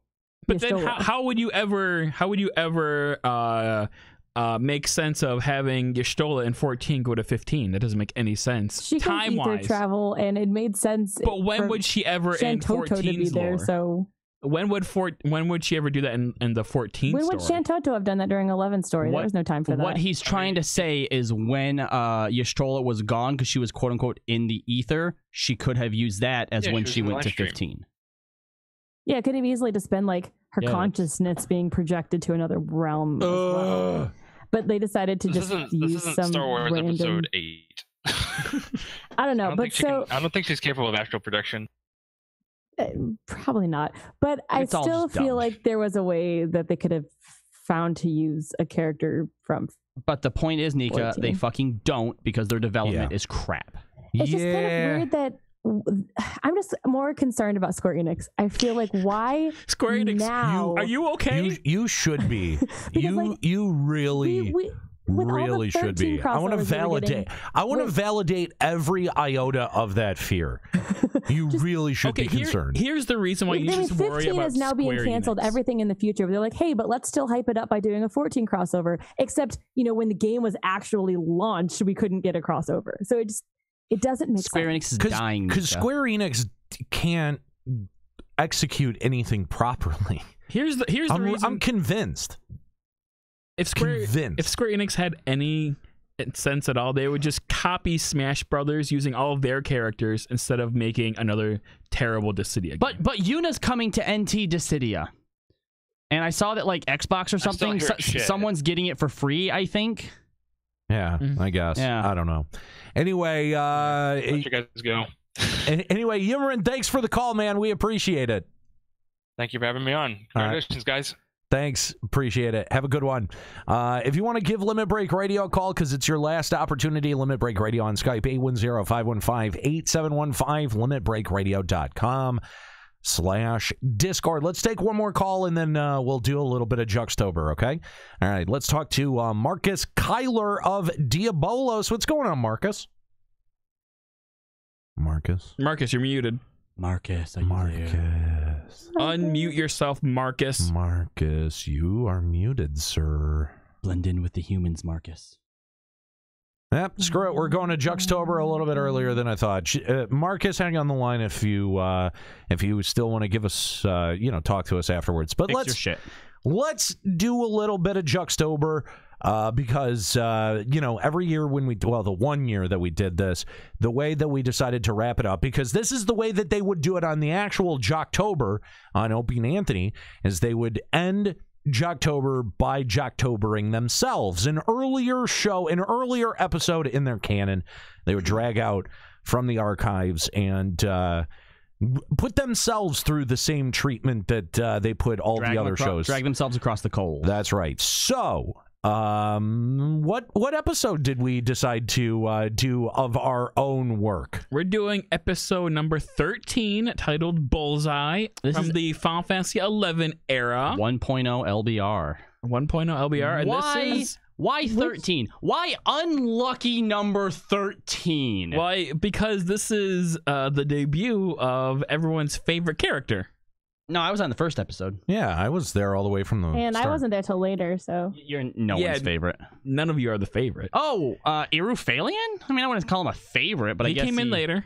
Yeah, so not 13. This doesn't make any sense. Yeah, Sale was there from the beginning too. Wait, was it Gamer? It's definitely Game. No, it's not Gamer. Oh. It's Juxta. Juxtaposition, the Taru Great. Taru. We should have seen that coming. No one loves him. Oh, great. No one loves you. Yeah, it's great. No. Great. Well, all right, I guess to be we get fair, to hear if there's his- anything we were going to Juxtober and pull apart, you're right. This would be a good one. It's really bad. Because you're there, right? I don't know if I ever No. listened to this Well- episode. I'm interested now. Okay, this is before like I got into my Juxta groove. This is literally the first episode. You never had a groove. You've never had a groove. I have for a wonderful groove. For as long as I've known you, you've never had a groove on this show. And I was actually very introverted before doing LBR. And I wasn't good at speaking. Still aren't. And I'm really better at speaking muchly now. Don't know that you are. So Limit Broke Radio says, were you fat back then? So fat. I was actually skinnier back Yeah, then. not as fat. Yeah. Actually, weirdly. Actually, this might be the time when I came back from doing summer construction work when I was actually I'm not ripped, but I was pretty in better shape than I was. Pretty in better shape. There goes that good talking. I talk good. All right, so I guess let's just start with the opener. I guess so. Intro. Live from Vanadil. Oh, this opener. Limit Break Radio. With your host. Hang on. Pause this. So this is so early on. This is actually the original intro that I ever did. Where I'm about to say Kahlo's name, and I say it wrong. Kahlo? I say it Kalo, I'm pretty sure. I don't think so. Is No? it? Try it. Here, hit play. Okay, so I do the Michigan A on his name, Callow. So yeah, like this is like This one was of a good the intro, though. I remember this was one of the first intros that I ever did, and I had basically taken this before the show had started. I had taken this intro and showed Kahlo when I was in Romeo and Juliet. Yeah. You had brought it up because you and the Flood came to see my play, and That's right. We went back to your car and you let me listen to it. Yeah. Yep. Yeah. On a cassette player? Well, it would have been hooked up to an MP3 player that was playing through my cassette. If you remember those things thing in my car, the little cassette adapters, yeah. I actually have to use that currently because I don't have a USB in my car. Yeah, I was using those all the way until my latest car. How do those work? I don't get it. It just contacts the thing. Anyway, it's magic. All right, keep going. Lamp and sail. Welcome to the next level. LimitBreakRadio.com. So hang on. So that tagline, "Welcome to the next level." You know that we got shit for that, right?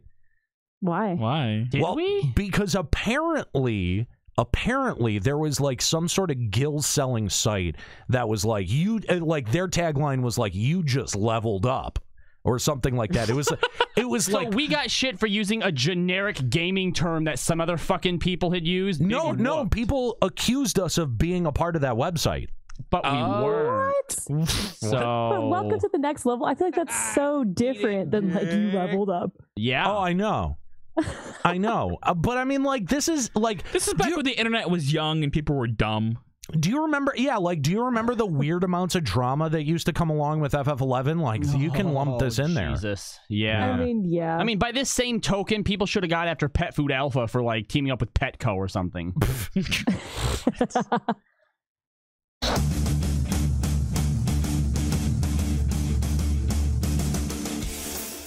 Welcome to Limit Break Radio. Welcome to that Limit Break Radio. Was Fusion guest hosting this episode? Wow. Fusion was a main part of the show at that point. He was. Damn. Oh, wait, no. Baby and Nero. You sound like such a baby. Jesus. What's that? Oh my God. No way. But let's be honest though. Look, all the podcasts we reviewed, that I mean, you obviously have had sick intro skills since the beginning. So kudos. I have not. That is not true at all. No, I think I was also editing the shows heavily. I think what she's saying is that when you compare that intro to any of the intros we've ever heard on any podcast, that still trumps them. Okay. That's what I'm saying. Yeah. That's fair. I, of course, am one of your hosts, Nero. And I'm stuck. That does not sound like you. Nero. Does not sound like you at all. Was this all? Were we all like pre-puberty for this? Is that what this is? Because I'm afraid to hear the rest of us now. Yeah, you might want to strap in. Here we go. In the dunes. In the fucking dunes. I have to bleep it. Or when we were still bleeping the fucking swearing. We didn't want to rock the boat. SC was watching, guys. Well, no, and I still legitimately believe this. I do think that like when you bleep out swearing, it makes more funny. It makes the swearing funnier. Oh, it definitely does. Argent Esper says, I see why the intro changed to welcome to Limit Break Radio in What's Up Twitch chat. Yeah. Okay. Favorite guy in green, I'm Kahlo. I'm Sale, and I just wish I had fire enough for a certain friend of mine. And I'm Argent Lam with bright blue chocobo.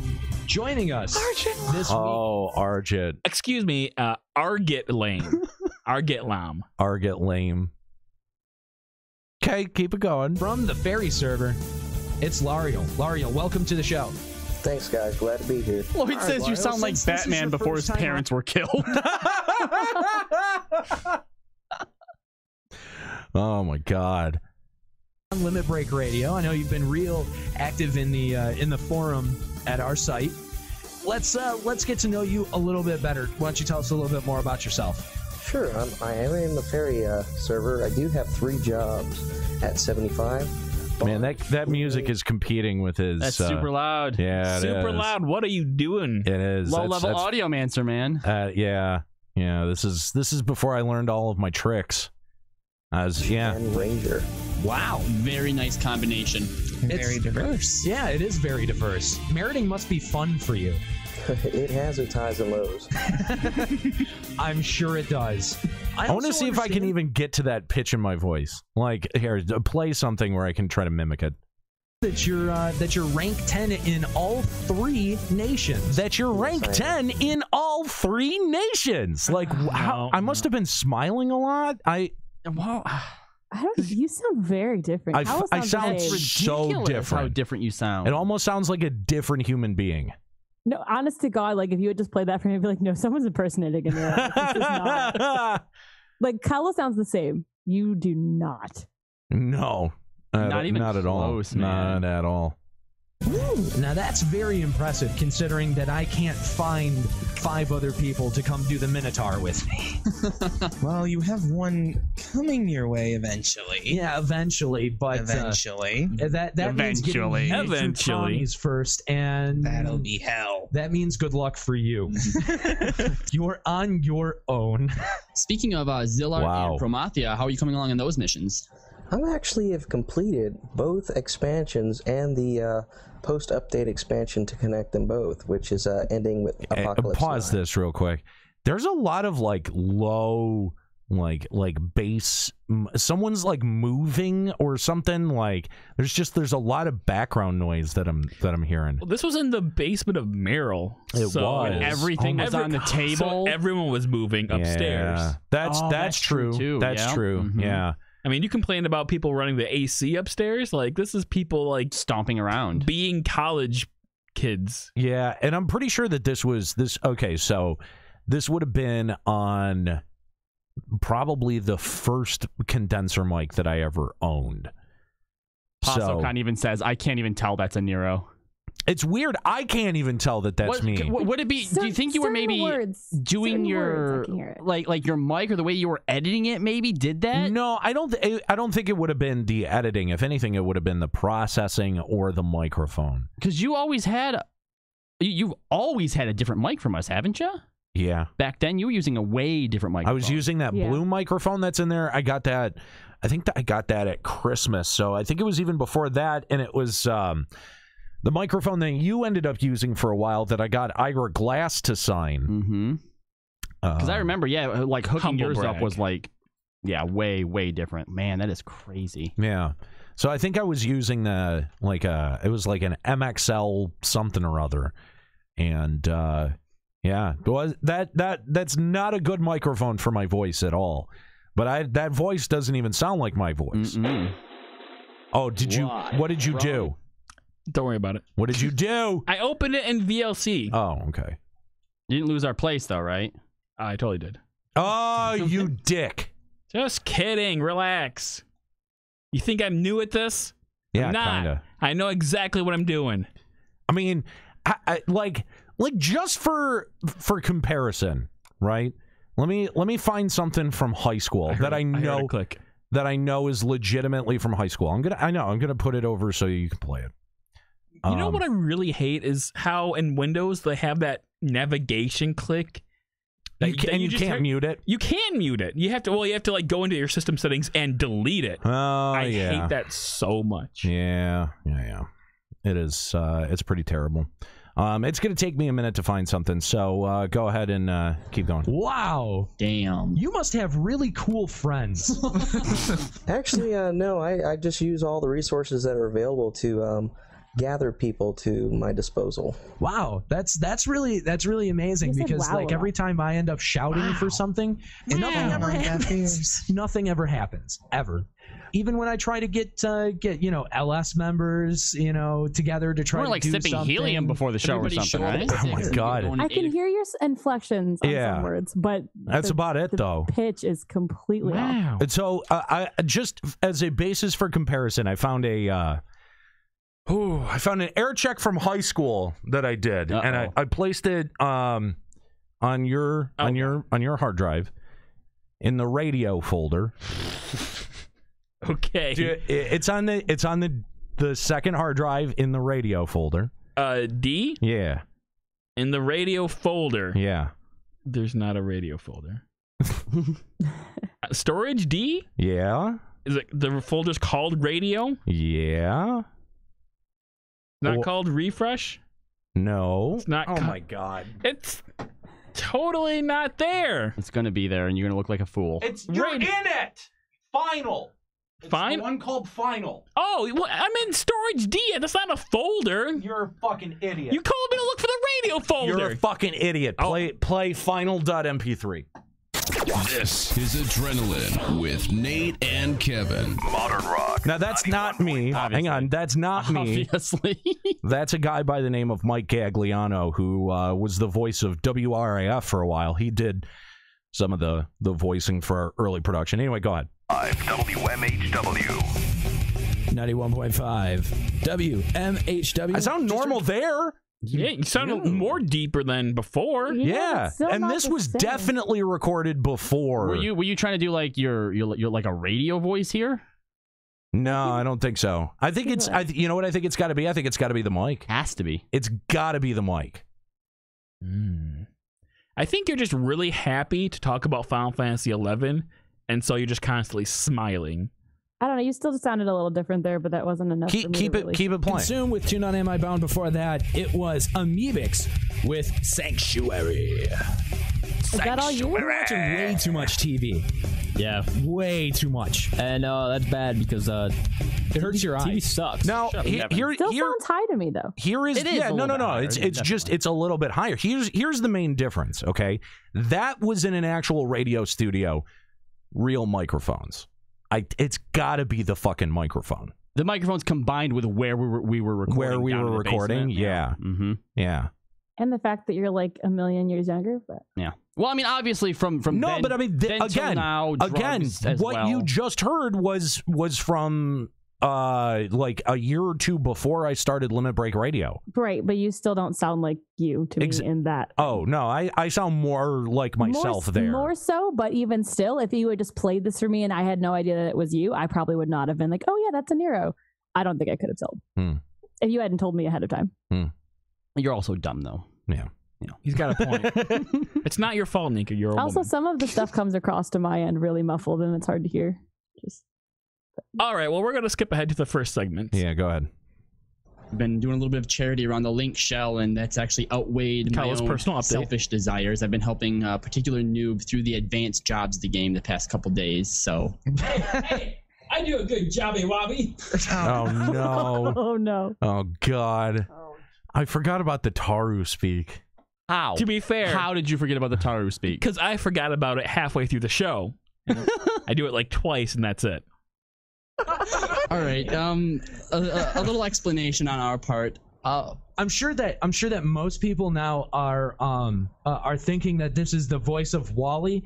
No, sadly not. The vocal folds aren't quite as large as Wally's are, and so yes. Speaking of which, Wally's been kind of gone, and I've been wondering about that. I don't want to talk about it. It has to do with me taking pictures of him in the bathroom, and now I'm hearing from his lawyers. Look, it's not perfect. Weirdly, Nero. Weirdly.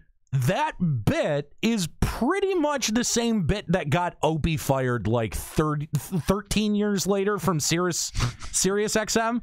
Like, I can't remember when this was, when like what year we recorded this, but it was he did like.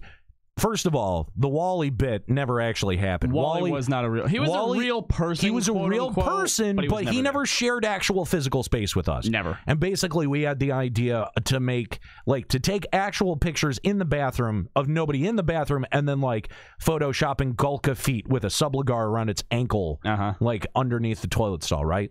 But years and years later, Opie from the Opie and Anthony show gets fired from Sirius XM for basically doing that to one of his producers, like going in and taking pictures of him while he was actually took the pictures on the fucking toilet. I think I get why he'd be fired for that. Yeah. That's a pretty funny joke, though. I don't know why. I'm just saying, listen, Anthony used to listen to our show, and he took our bit. He tried to execute the bit, but he didn't understand how we did it. So he should have reached out first. That's all I'm saying. Just like how we whatever. So are the dates on here accurate? December 15th, 2016? What? Wait, what? For the Limit Break Radio episode 13 Bullseye? Is that when it was recorded? 2016? 16? No. Did I say 16? 2 years No, I said ago? 6. 2006. Oh, then yeah. Then that sounds right. That's yeah. accurate. That's probably right. Long time ago. Yeah, it was. This would have been right before our Christmas break, too. We need to talk about litigation on the air. So, needless to say, Wally will not be joining us for a little bit. Okay, then, Kahlo, mind explaining? Give me Gilzors. the voice you did. Why was that funny? Because he said Zors at the end. But why was that funny? Back in 2006, when you added Zors to stuff like Gil Zors or Pone Zors, then you were the height of comedy. It's like it's like an ancient meme. I'm just trying to figure out why we would laugh at that. Because we were idiots. Because we had to be nice to each other. I don't think we did. On the show, we didn't know that though. Yeah. Remember, we were trying to impress Senpai Square-Enix. Our very own Juxposition from the forums. He was one of our first and most active moderators. Yep. And he's actually replacing Wally today as our intern. However, because of the bindings and different rules, he will not be allowed on air. So shush before we put you back in the box. Give me a break, Taru. Also not funny, but nope. You gotta laugh at that though. But the reason we actually didn't have a fifth mic at this point. We only had the 4 mics. And it was I swear to God, I think I went home for Christmas and I got that blue mic that's sitting up right in that cubby hole on the desk. Yep, right there. There you go. All right. And then I came back, and because I had another mic, we now had a 5th mic for you to use. But although we still played the bit like we would still mute it. Yeah, that was really funny. It was hilarious. That actually was funny. It was funny. Making you work for the mic. Yeah. I don't think that was funny. No, it led to some very funny bits. Because of me. No. Oh, as I mentioned on one of the last shows, I've been gearing up for BCNM 40, hoping for a Peacock Charm. And regardless of everyone telling me you're not going to get it, the drop rate is low, in your face, everyone, Soul especially, I got the Peacock Charm. I did? Soul especially. No, you were probably lying because you lied about a lot of stuff in the 11 show. I don't know that I did. You had all these stories that you would tell, but they weren't real. Give me an example of one. Like that. Right there. I mean, apparently I did, though. Why would I lie about that? But did you? So you could say, especially Soul in your face. Especially. Except I probably went and sold it and had money and stuff, so. Well, yeah. Right. All right, so we're going to skip ahead a little bit.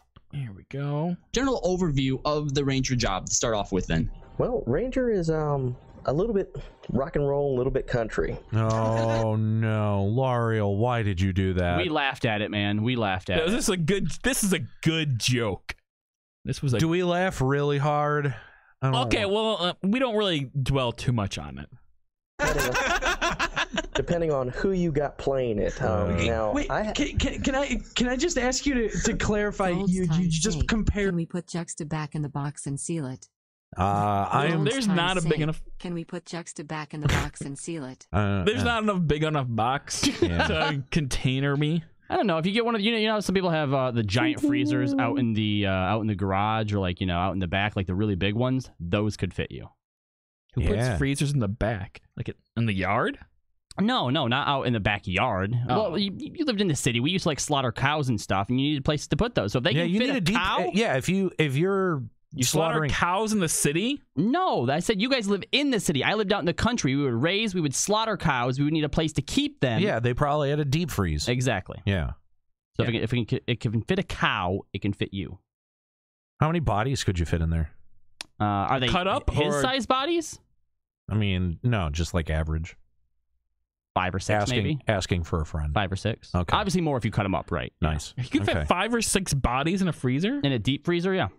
Cool. Wow. How much does that cost you? The freezer itself? I don't know. I never did buy one. Ranger to a Donnie and Marie Osmond song. Yeah, that's correct. Okay. All right, cool. Just making sure. All right, cool. The Osmonds, yes. How do they help in ranged accuracy? Wow, I really milked this one, don't I? Yeah, you did. This is one of our better guests, by the way. Remember that. Great. I thought I'd only hear that one in the tavern. Well, because if you're Donnie behind the bow, you're going to be throwing some limp arrows. Oh, there, it's still going. It's still going. We really know how to beat a dead joke. So a little bit of country and a little bit of rock and roll. Ranger, go ahead. Well, I'm what you would refer to as a post-patch Ranger. I picked up Ranger after. So that's boring after that. Wow, okay, yeah. Well, there's a lot that gets boring about this show, let's be honest. Yeah. So hey, we read a wiki. What did you expect? That's true. I need to put this on the screen. All right. You doing okay there? Kellen says, please stop. All right. Doing your fair share of PC runs. We're going to start farming Beastman Seals out of Promies, and in fact, I've been after a certain paladin to level his ninja to 40, so that we can use a certain Taru Red Mage. That's me. That is you. Thanks, Jeff. We don't give you a mic for a reason. You're not supposed to talk. Wally understood that, and Wally's a moron. I like talking. Why? It still does not sound like me. No, it doesn't. No, not at all. This is why you stay away from drugs, kids. No, this is why you do drugs. You do drugs to be a man. Put some hair on your chest. That's right. I mean the difference between me there and me now is probably several hundred pounds of marijuana. That's it? Excuse me, marijuana's pretty light, so that's a lot. It's a lot. It's a lot. I guess that's fair. Yeah. Yes, you do. Can I silence At least please? Juxta's body weight in marijuana. Let's put it that way. At least. In about a year. So that's a lot of marijuana. Yeah, exactly. Yeah, okay. Yeah. Are you gonna shut up? Are you seriously? Are you? Oh my gonna gosh, be quiet? Laro Felix is letting us know in chat. This is technically his childhood. He grew up with Limit Break Radio. Oh man, yikes. I'm sorry. Yeesh. I'm so sorry. Ugh. Probably not. Even if we put you in the box. RJ, go get him a high chair. Annie, can we hook him up with a mic? All right, fine.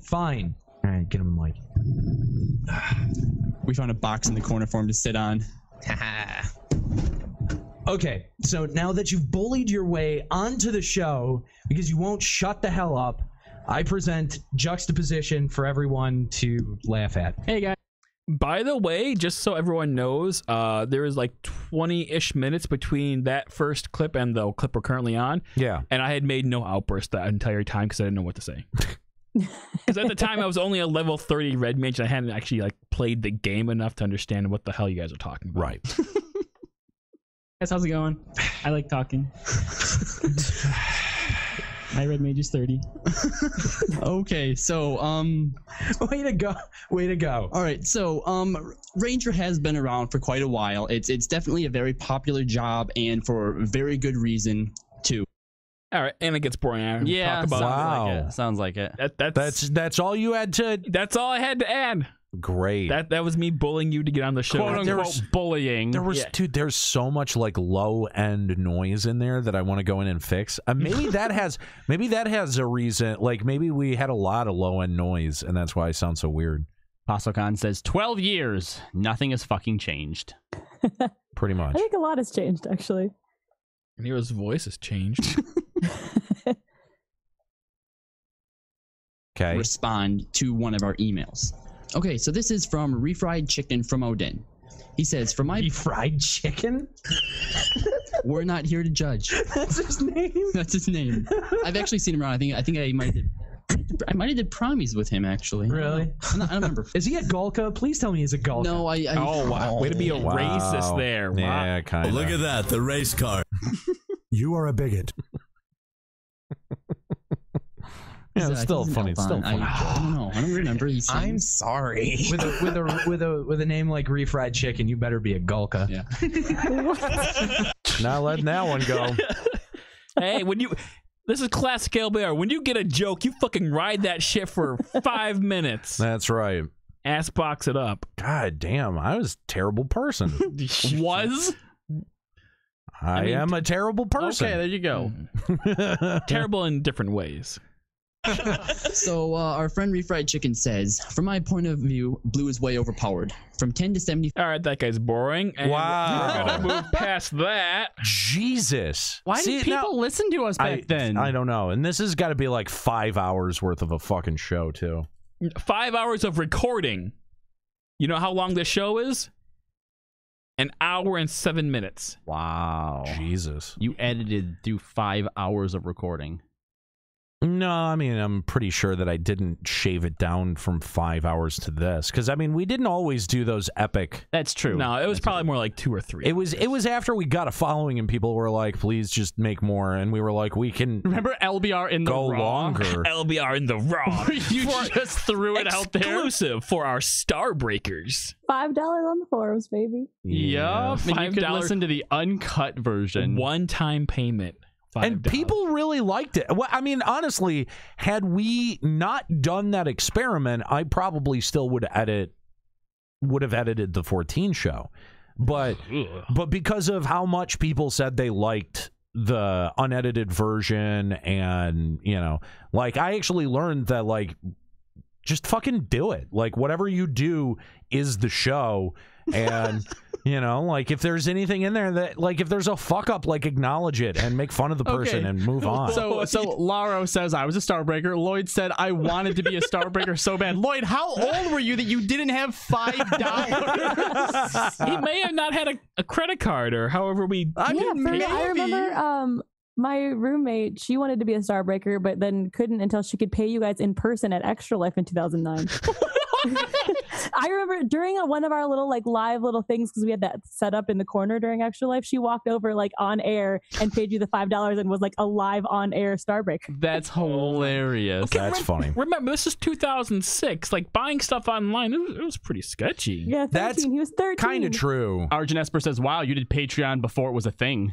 Yeah, we did. We kind of, we absolutely did. Payment, though. It was Yep. like, I mean, I didn't have a credit card at 13, he says. We did, yeah, we were dabbling with crowdfunding before really anyone else. I mean, we just we sucked at it, though. OG hipsters of crowdfunding. Actually, we like might be. I think the fan fest that you and I went out, Kahlo, for FF11, that was paid for by donations. Wasn't that? Didn't we also really? at some point we were able to buy a soundboard because we got a donation from like a prince in Estonia or something? Yeah, it was a mixer. I still have that mixer. Yeah, it was Estonia. And that's legit and not some weird scam. I was positive that was a bit that you guys that made was up. not a bit. No, not a someone bit. donated a large sum of money, and it was like $500. It wasn't still that huge. that's a lot of money for then. Yeah, it was. Yeah, and it came from somewhere in Estonia, and we didn't actually communicate with them. So the prince part is just us, filling in the blanks. I think we joked that he was like an ex-Russian mobster or something. Yeah. Mm-hmm. Anyway, you really think your comedy was that good back then? No, especially not at episode number 13. I'm sorry, I can't get over. I was picking low-hanging fruit if I was asking if refried chicken was a Gulka. Guys, I good dear Jesus, and hanging on it. I still can't get over 13-year-old Lloyd like sitting at his computer downloading, just being like, I want to be a Starbreaker so bad. I want to be a Starbreaker. I want to be just like an Eero and have a voice like this.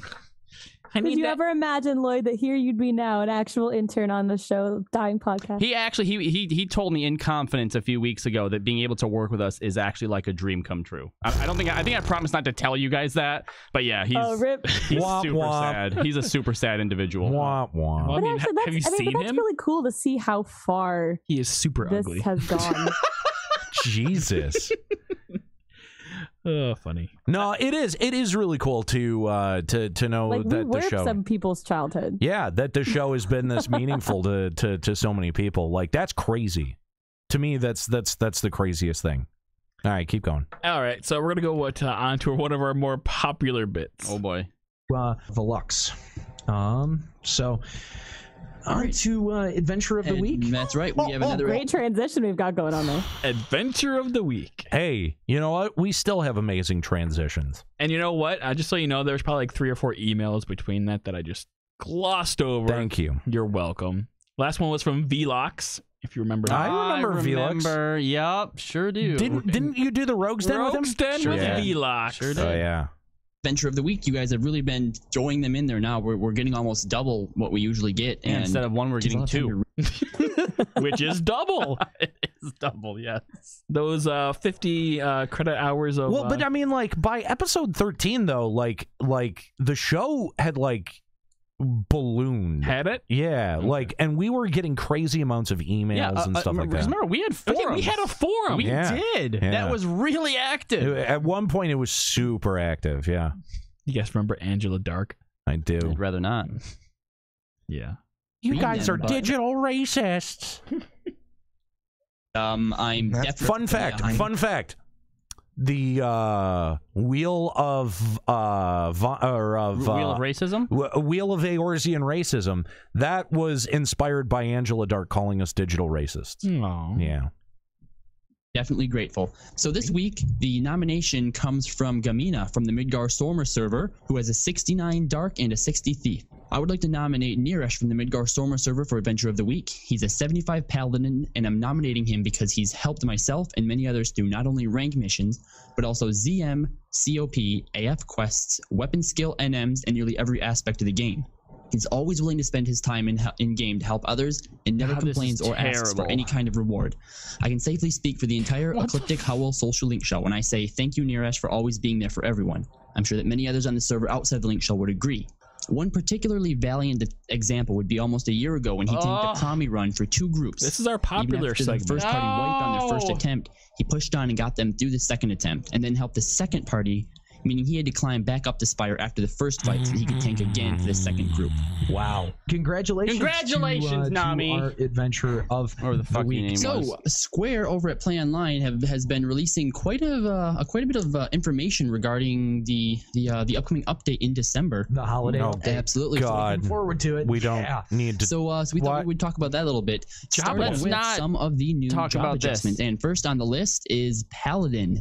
They say, Paladins with high defensive capabilities and enmity generation in mind, they'll be trying to adjust the effect of the Paladin job abilities through Sentinel and Rampart. Oh my God. So the effect of Sentinel will be changed from an increase in defense to We don't need to hear us reading off the wiki, Juxta. all actions taken. while Galen Sentinel's says, effect will please stop generate talking. additional enmity along Dragon the jumps in with it. Your forum sucks. Yeah, okay, hold on. Stop this a minute. Stop this a minute. Stop this a minute. Yeah, stop it. Ragans, you're right. Our forums did suck. Yeah, That's Blue why Banner was way once a cooler, month, we know. every year, we took over your forums. Yeah, exactly. Back to Java. No! Arjit, what Is this exactly building does to that something mean for you? Just gotta listen. A lot more hate. This is towards history. me, but what I'm really curious about is Look at what they Arjit. exactly mean by the straight damage mitigation. Yeah, What do they mean by that? it is an It's like interesting mitigate your damage. phrasing, and not entirely clear on what they mean. Yeah, you're right by straight damage mitigation, but it'll be interesting to see. I'd like to see it. So, also Rampart. In addition to the defense bonus granted to party members within the area of effect, Why are you doing Rampart this? will Come also on! provide a magic shield that We will still absorb have a two certain amount people of magic hanging on damage in the same hold. manner as the spell Next clip. Stone Skin. Also, Where is this going? We have Shield Mastery. In addition to gaining a Where TP is this bonus, going, Shield Juxta? Mastery job It's trait will going. also prevent To interruption to where? spell casting when an enemy's I'm just attack is blocked with a reading. shield. So it's good for you. Nice. Dark Knight. Okay, on to Blue Mage. Hey, now.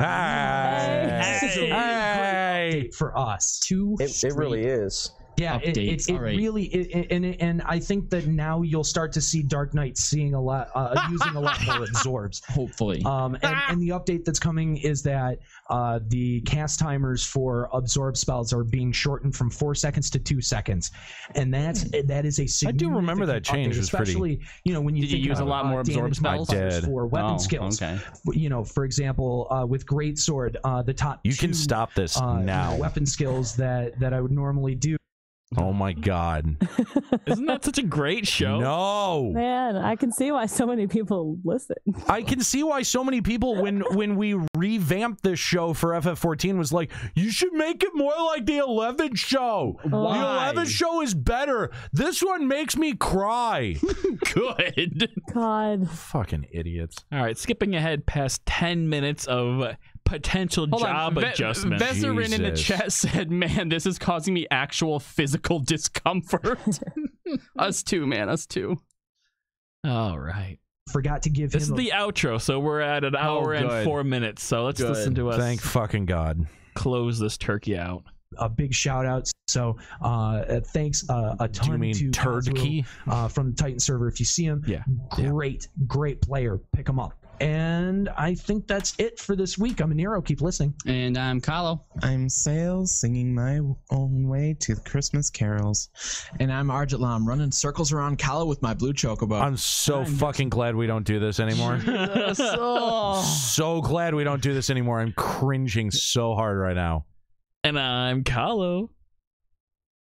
Hey. What? No, you don't go before the guest. You're lucky we're giving you anything. Hey, take your little D- sword over there to the side. Excuse me, guest first. Epic burn. I'm going in the corner now. His eyes are brimming over with tears. And I'm Lario, stealing imps and Kadavamire from merit parties. And I'm Juxtaposition, blasting off this. Wait. No, Jux, no. I wasn't done. I gotta give a shout out to Black Dragon Girl and Agrius. Now you may proceed. Wow, we've never actually had a guest pwn so much in one Pwn! Pwnzer! That was an epic pwn. Can you feel the ponage? The pure ponage. Oh man, I missed that. I used to have a shirt that said "I pwn noobs." You know, Kahlo used to have a shirt where he was like humping the air, or not a shirt, but a little metal sign. Still have it. You do? Still have it from the pure ownage. From Yeah. Pure Oh, you Ponage. sure? Positive. I loved that. Positive. Because I'm pretty sure that was something you left at my house. No, it's literally sitting on the floor with a bunch of my shit that I haven't unpacked yet. Oh, fair enough. That's where I got that T-shirt from too. The "I pwn noobs" shirt I got from Pure Ponage. Yeah. That was the thing. Let's hear your outro then. Let's hear the rest of it. in one direction. Way to go, Lariel. Thank you, Lariel, for joining us. Amazing. 3 jobs to 75, rank 10 in all 3 nations. Wow. Hats off to you. I remember and this thank music. you for also giving us some insight on ranks 6 through 10. Well, no, thank you for having me. Can I go now? Yes. And I'm juxtaposition, blasting off with the speed of light. Wow, that Team Rocket reference. Wow. What was that? Team Rocket! Nothing to do with anything! That's classic Nero. I miss this music. Oh man, I kind of miss this music too. Tell you what, OC remix. Tell you what, we'll It was classic. We'll use this for a brand new intro next season on Limit Break Radio. Is there? Because there's credits too, right? Mm-hmm. All right, I'm pretty sure I remember when I would insert the credits. Let's see if I remember, and don't talk over them as they're coming up right about now. Final Fantasy, Tetramaster, and Vanadilla are registered trademarks of Square-Enix. Square-Enix and Play Online are trademarks of Square-Enix. Limit Break and its hosts are solely responsible for its content. I forgot I had Kahlo read the outro. Wow. Well, you had too high pitch of a voice. So. Yeah, clearly. I didn't sound authoritative enough. Oh man, that was bad. Yeah. Why do people go back and re-listen to this? I don't know. I have no idea. Probably because it's there. Probably the same reason people go back and play WoW Classic, because they're idiots and it all sucks. Nostalgia. All right. Before we... oh, Jesus. The music is still going. I faded it out and the music is still going. That's awesome. It's done now. Okay, cool. I wanted to make sure you had drops. All right. Let's go back to our phone lines and see if Marcus Kyler is there. Marcus, did you remember to unmute yourself this time? I did remember to unmute myself this time. Marcus, what's going on? Did you even try? Thanks for calling Limit Break Radio. Yeah, I just wanted to call in and, say congrats to you guys and everything that's going on. I've been listening for a good amount of time. I did the extra live stream with Nika and had a lot of fun with that. And if it wasn't for you guys and finding your show, I never would have started doing Twitch and whatever. Thanks, man. That's awesome. So where did you find the show? I think I was just looking online for Final Fantasy 14 stuff and I came across it. And then it was toward the end of A Realm Reborn. And just as it was going into Heaven's Word, and then I listened to you guys as you did Final Encounter Cast. I remember I'd listened to you. You did that refresh show and all the other things that you've done, and just everything's evolved into Checkpoint. I've been following you guys, and it's just been awesome hearing you guys do what you do. Oh, well, thank you, man. Thank you, Marcus. We appreciate it so much. And, we always enjoy seeing your name in the Checkpoint chat when we're doing the daily shows. And, looking forward to what we're able to do with Checkpoint moving forward. And we really want to thank you for all the support that you've given us over the years, man. All right. Thank you, guys, and thank you for the shows. And I hope to, hear as you do Checkpoint and everything you do. All right. Thanks, Marcus. We appreciate the call. Marcus Kyler from Diabolos. Appreciate it. We've got 3 more on deck. Limit Break Radio on Skype, 810-515-8715, limitbreakradio.com/Discord. This is a final call for callers. Forever. This is literally your last opportunity, because after this, the show goes to Vegas. That's right, so shoot your shot. Yep. All right, let's go back to our phone lines and talk to Stank Buddha of Adamantoise. What's up, Stank Buddha? Not much. What's up? Thanks for giving us a call. What's happening? Not a whole lot. Just been listening to you guys for years, since at least 2.1. Just wanted to call in, say congratulations on making the big moves, and thanks for all the years of entertainment. Thank you. Thank you very much, man. It's a real honor to have done this show for as long as we did and still have an audience at the end of it, right? And one that's willing to follow us over into Checkpoint as well. I've seen you in the chat there. Yeah, definitely. I'll be subbing for a couple months once I get back from New York next month on my vacation. Nice, man. Nice. It's great to see so many familiar names as we move on into Checkpoint. But honestly, the fact that we did this for so long in this community, and we're embraced in some form or fashion the entire time, has been a real honor for me. So thank you guys, and thank you, Stank Buddha, for everything that you've done for us, just in terms of support over the years. So thank you. Oh, no worries, man. It's been an honor and a pleasure. All right, man. Stank Buddha of Adamantoise. Appreciate hearing from you. Limit Break Radio on Skype, 810-515-8715. LimitBreakRadio.com/Discord. I'm a little confused on what Lloyd is telling me. Who's up next? We got Lauro Felix online right now. All right, let's go to Lauro Felix. What's going on, Lauro? Hey, what's going on, guys? How you doing? Thanks for calling Limit Break Radio. I am doing well. First of all, thank you, Jux, for playing episode 13. As soon as you started playing that, and Anero was like, "I'm sitting here stuck," and then like you cut it out. I was like, in the fucking dunes, because I used to listen to you guys all the time when I was playing 11. I found you guys when I was leveling my summoner. I think the first episode I listened to was my best friend Carby, where you had Tiger Fury on. Good episode, yeah. So then after that, honestly, after listening to episode 13, I don't know anymore. Those were the highlights. Yeah, so then after that, I went back to the beginning and just listened to everything you guys had. And 12 years later, I started listening to you guys when I was 17. Now I'm almost fucking 30. And wow. It's been a wild ride. Just, you guys, you may think your old show was terrible, but I always thought it was funny. And you guys had great chemistry. You know, Sale, Arjit, all you guys. When you brought Nika in, you're always giving her shit for not having in feet. Just yeah. Hey, I got them before I quit. No, you She didn't. never got them. Yes, she I never did. got them. If only she could get those end. Sometimes I can still hear her now, you know, saying that she did, but she never did. Yeah, right. Rip Oh, Nika's that's okay. end My feet. name wasn't even Nika back then. Rip Vicky's end feet. Vicky. So yeah, just I want to wish you guys well with Checkpoint. You guys are already doing well.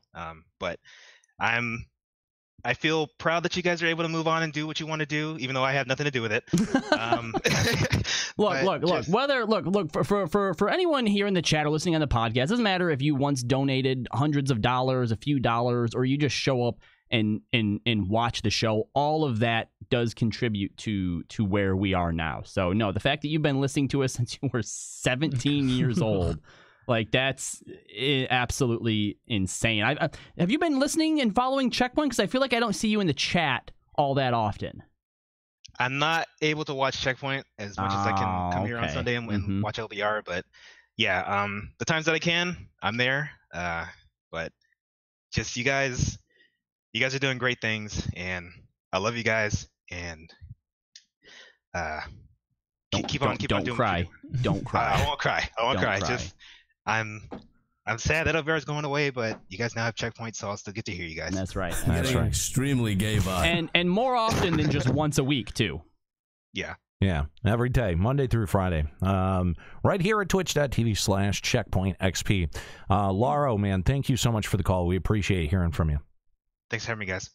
Stink Boot in the chat says, man, when is Nika going to start crying? At the after party. Probably. I guarantee it. Oh, I will definitely 100%. be crying at the after party. I'm already like tearing up thinking about it. There, someone who's coming, I don't want to spoil it because I don't want her to actually try and anticipate it, but there is someone at the after party who's actually bringing her a thing that will immediately put her into it. What? Yeah. Yep. It's an action figure. What? Now It's not an action. It's not an action figure. No. Don't be worried. It's a really sweet like gesture, but you are gonna bawl your eyes out. Oh, good. God. Yeah. God, I love it when why? women cry. Oh, see, now I'm gonna And she be has like, no idea who's bringing it either. So every single person No, I had she no meets. idea this was even a thing. Now Yeah. I'm gonna be like, oh, Yep. what? Yep. Anyway. All right, let's go back to our phone lines because Pasokan Gal is hanging on the line. What's going on, Pasokan? Thanks for giving us a call. It's been wonderful being with you guys, and I'm already in my spiel. How are you guys doing? I've been fine. Good. Thanks for giving us a call here on Limit Break Radio. Yeah. So, oh my God, I can't believe it's over. I'm just about ultimately in shock, basically. I mean, I'm gonna see you guys out in FanFest. Oh, good. Been screaming that. Don't worry. I do want to say this one thing for anyone attending FanFest. I will be wearing a Limit Break Radio shirt, and I want every single one of you guys at the after party to sign it. Was it the one that me and Juxta Yes. sind first? Oh my God. Of course, it's the one you signed all over it. Hey, you might even want to add more dicks to it if you want. Yeah. That thing has been hanging up in my room ever since I got it. And God, I need to complete all the signatures. And that includes everyone from the LB Army, everyone listening, and especially Nika because she actually hasn't signed it. Yeah. Yeah, Nika. Yeah. Sign it with a big femro cock. or cock. More cock. Well, thanks for giving us a call. It's wild. You know, I can't like you know, I know obviously we're going to be in Vegas next weekend, but I mean the weekend after that, like my Sunday is going to feel so empty. Especially because conventions and atmospheres like that have such a high that it's going to go from having such a high to literally nothing. Yeah. There's not going to be like a comeback and you know, come back into it altogether. Like, no, it's going to be done right after such a high. The con depression and fallout is going to be huge after this. When you fly back, it's just going to be entirely radio silence, and it's going to be really shocking. Well, I think specifically what he means though is when it comes back around to the next weekend, it's not going to be like, all right, let's get up, you know, Sunday and go to a Nero's for the show. We don't have to go anywhere on Sunday. Just a big void. Yeah, just going to be sitting at home. The Sunday void. I might stream on that Sunday just to still have that. Just to fill the void. Just to cry with everybody. Just to cry with everyone. And it's like just me. Dark Flux brings up a really good point. We'll have Fallout 76. So hell yeah, we will. It's not going to be that bad. Yeah. The next thing's going to be real fun. Actually, this son of a bitch over here says he's not sure he's going to get it now. I've had access to the beta, and I haven't even bothered to download the client. Either did we. The only reason I did we did, yeah, but we did only try it because we were having a discussion on Checkpoint about it. Otherwise, I wouldn't have touched it either. Fucking buy it. Yeah. Buy it. All right. You're playing with us, motherfucker. Yeah. I'm going to go pure charisma build. Fine. That will actually have bonuses for us because of higher charisma. You can actually share your traits, I think, with people in your party. So we just leech off Juxta. Exactly, yeah. I can finally be a bard. There you go. Kinda, yeah. Fine. Just do it. Yeah. I don't give a shit. But you're playing. Yeah. Okay. Pure pressure. You already put down the pre-order. I did? I mean, you said you had access to the beta code. Oh, I just had a beta code that someone gave me. Oh, you fucking idiot. Fuck you, then. And you didn't even use it. I know. I'm a terrible person. You asshole. You really are. You're the worst. The worst. Anyway, Pasokan, was there anything else that you wanted to say before we let you go? Other than basically all you guys and all the connections I've made from here, like I met Volkai over this past weekend at YomaCon. Oh, I'm sorry. We're really sorry. I know. He treated me to breakfast. It was fine. Well, that's nice. He made up for it. He made up for him being himself by buying me food. Wow. I mean, that's fair. I think that's meaner than we've ever been to him, and we Juxtobered his show. Yeah, we did. Not even his show. The show that he comes on occasionally. Yeah. There's that. I also met I'm sad that Ascalia isn't here because I met them also at over at YomaCon and they fucking cockblocked me from having fun. Oh, what? How? I gotta hear this. Okay, so basically I flew in this was about on the day that I was leaving the area so I can go back home. Mm-hmm. I was with Nell and we were driving back to the airport and Ascalia messaged them and saying, "Hey, do you want to go to round 1 with like me and I think it was Marcus or Zyle?" And probably Zyle, yeah. It was probably Zyle. And I asked them what time, and they said, 8 o'clock. My flight left at fucking 8 o'clock. So they told me the day of I was leaving that we were going to hang out at round 1 and drink and have fun. And Nell got it, and I didn't. Aww. Fuck you, Ascalia. Ascalia owes me a fucking drink, and I already know it. I paid for the VIP package, so this means nothing, but Ascalia owes me a drink. Fair enough. I'm sure Ascalia will make up for that. So it's not like they can drink anymore. And believe me, I know all about swallowing. All right, Pasokan Cal, thank you so much for giving us a call here on the last studio episode of LBR. Thank you. No problem. Miss you guys. We'll see you at the party, though. See you at the party. Yeah. All right. We got one more caller before we wrap it up. We've gone now 34 minutes over time. Yeah. So because we are actually kind of on time today, right? Yeah, we were pretty close to it. So we should have been like 5 minutes before time for the last started one. like literally like 5 minutes early. Yeah. That would have been funny. That would have been hilarious. Yeah, no fanfic. Womp womp. Oh well. Oh, too bad. Darn. We had too many callers telling us good luck in our future venture. All right, let's go one more time to our phone lines and talk to Geldnar Hothbane from Gilgamesh. What's going on, Geldnar? Hey guys, hey LDR. Wow, this has been for me, this is a awesome time to hear you guys moving on, but at the same time, I'm a little bit saddened by it, because over the years, I've been listening to you guys for a while, since I first started playing back in 2.1.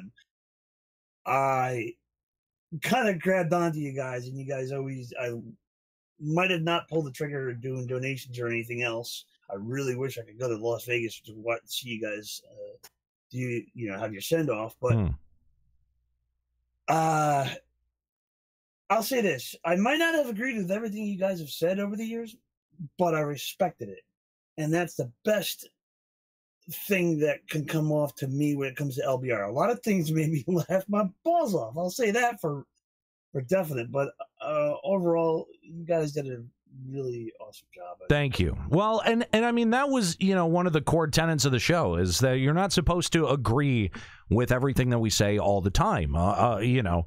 That was agreeing with me was never a precondition of listening to or being a fan of this show. What we wanted to do was have interesting conversations that no one else could. But that more closely mirrored the actual conversations that were happening in comment sections and in forums, and doing it in a way where we weren't the moderator stepping in telling everyone to be civil. And there seems to be a lot of that shit going around. And I mean, to the point where YouTube picks winners and losers based on the content it's personally offended by. And so, I don't know, man. I sort of felt like if we're going to be interactive and we're going to take calls, then we've got to try to divide our audience. So I'm okay with people thinking I'm an asshole. Fine, I'll be an asshole. I can be an asshole and not let it bother me. I think a lot of times people do stuff like this in podcasts because they want to be liked by everyone. And I want to be famous. Yeah, and they want to be everyone's friend, and that's cool. Like, I get streamers and personalities that do that, but I'm much more interested in having a genuine conversation, whether it's about a video game or whether it's about anything else. I think Argent Esper puts it real good. He said, "Agreed, you guys are fucking morons sometimes, but I respect the nerve to stand up and speak your mind. God knows the world could use more LBR." Oh, well, thank you. Appreciate it. And appreciate you, Geldnar. We appreciate the kind things that you have to say about the show, and appreciate the call, man. Hey, one other thing about that Salted Earth episode that you guys had. I was the caller that was talking to you guys before you and Nika had that spat. Oh, really? Yeah, I was like sitting there going, "Oh shit, this started." Oh, I gotta listen. No. I mean, don't. Man, so not cool. Don't even worry about it, man. That's not. That had nothing to do with you. Anyway, I know. Geldnar, thanks so much for the call, man. We appreciate it hearing from you. Good luck in your future endeavors, guys. Thanks. And I wish you luck and good luck out in Las Vegas. Thank you. And make sure to tune in for episodes of Checkpoint Radio right here at twitch.tv/CheckpointXP Monday through Friday. We've got the daily show starting at 5 p.m. So if, I don't know, maybe that's during your drive home. I don't know. But tune in here right at twitch.tv/CheckpointXP. All right, 2 more callers on the line. We're going to have to rapid fire them. Have to be a little bit quick. But let's go to Alex from Midgar Somer. What's going on, Alex? Hey guys, I'll just give you the question because I know you guys are in a hurry. But I've been wondering, now that the band is breaking up, LBR, I wanted to know if you guys have any regrets that you won't be able to, as the LBR team, ever get a chance to sit down with Yoshi P or any higher ups at SE and have an honest conversation on the game, what it does good, what its faults are, what could be done better. Because I've been thinking a lot with LBR ending, I don't feel as any other podcasts or content providers have the guts to really be serious about these things with SE. A lot of them tend to be real nice towards them, and they don't really discuss any issues, when it comes to loot, the community, content drops. Well, and the time when you do get the chance, go ahead. Well, no, I mean, just to play a little bit of defense for some of our, media and podcast brethren. To be fair, anytime Square Enix is confronted with a single question that they don't want to answer, they deflect. They deflect. They don't answer the question, and then that entity is never invited back to the table. I bet you better believe though they have that live question and answer thing at FanFest. I'm going to try to get an actual question in about great cycles. Good luck. We'll see if they ever call on me. It'll totally get weeded out. I guarantee it. But here's the thing though, is that like I remember Order of the Blue Garter had been invited in on an interview at like FanFest or something, and they talked about Windower and stuff that Square Enix didn't want him to talk about. And they were never invited back. So blacklisted. Let me be perfectly clear, Alex, because while you're correct, we never did get that opportunity. We had always talked about what we would do had we were given that opportunity, right? And what you're hoping for, that really like genuinely serious conversation, would likely have never happened ever. Because if we had gotten a chance to sit down with Yoshi P, we would not have taken know what your penis looks like. We would not have taken a single question seriously. Like, we would have sat there and like thrown like chocobo plushies at him and been like, "This is what it feels like when you get slowed on a chocobo." Like we would have done really dumb shit like that, because that in the end would have gotten way more attention than getting genuine answers out of the dev team. Because I think, and I mean this, that the dev team gives as much information and is as transparent as I think a dev team for an MMO can be. Honestly, they're very communicative, and they're pretty honest most of the time, right? Like, as long as they're not talking about server populations, they're mostly pretty honest. So I don't know that if I was in that position sitting across from Yoshi P, that my questions would necessarily be any more insightful than anyone else, because likely they would have given the parameter, they would have dictated the parameters that I would have been able to ask. Yeah. And anything interesting would have been taken right out of there. Yeah, I do actually want to say, though, that your question on this call is actually a great one. And I think I am proud to say that, no, I don't think I have any regrets now that the show is ending. I think it's ending at a perfect time with how we feel about the game and the direction it's going. And what would have been, I think, a bigger regret would be letting it end on a similar note to what 1.0 days were for Limit Break Radio. Yeah. And I think ending it with the FanFest after party is going to be amazing anyway. So good. And I think that's the thing that I feel the best about, right? And let me tell you, real quick before we go here, that the after party has been no small achievement. That Kooky has been working her ass off to be able to get this thing to go through. There have been multiple times where we've been like, oh my God, what the fuck is happening right now with this thing?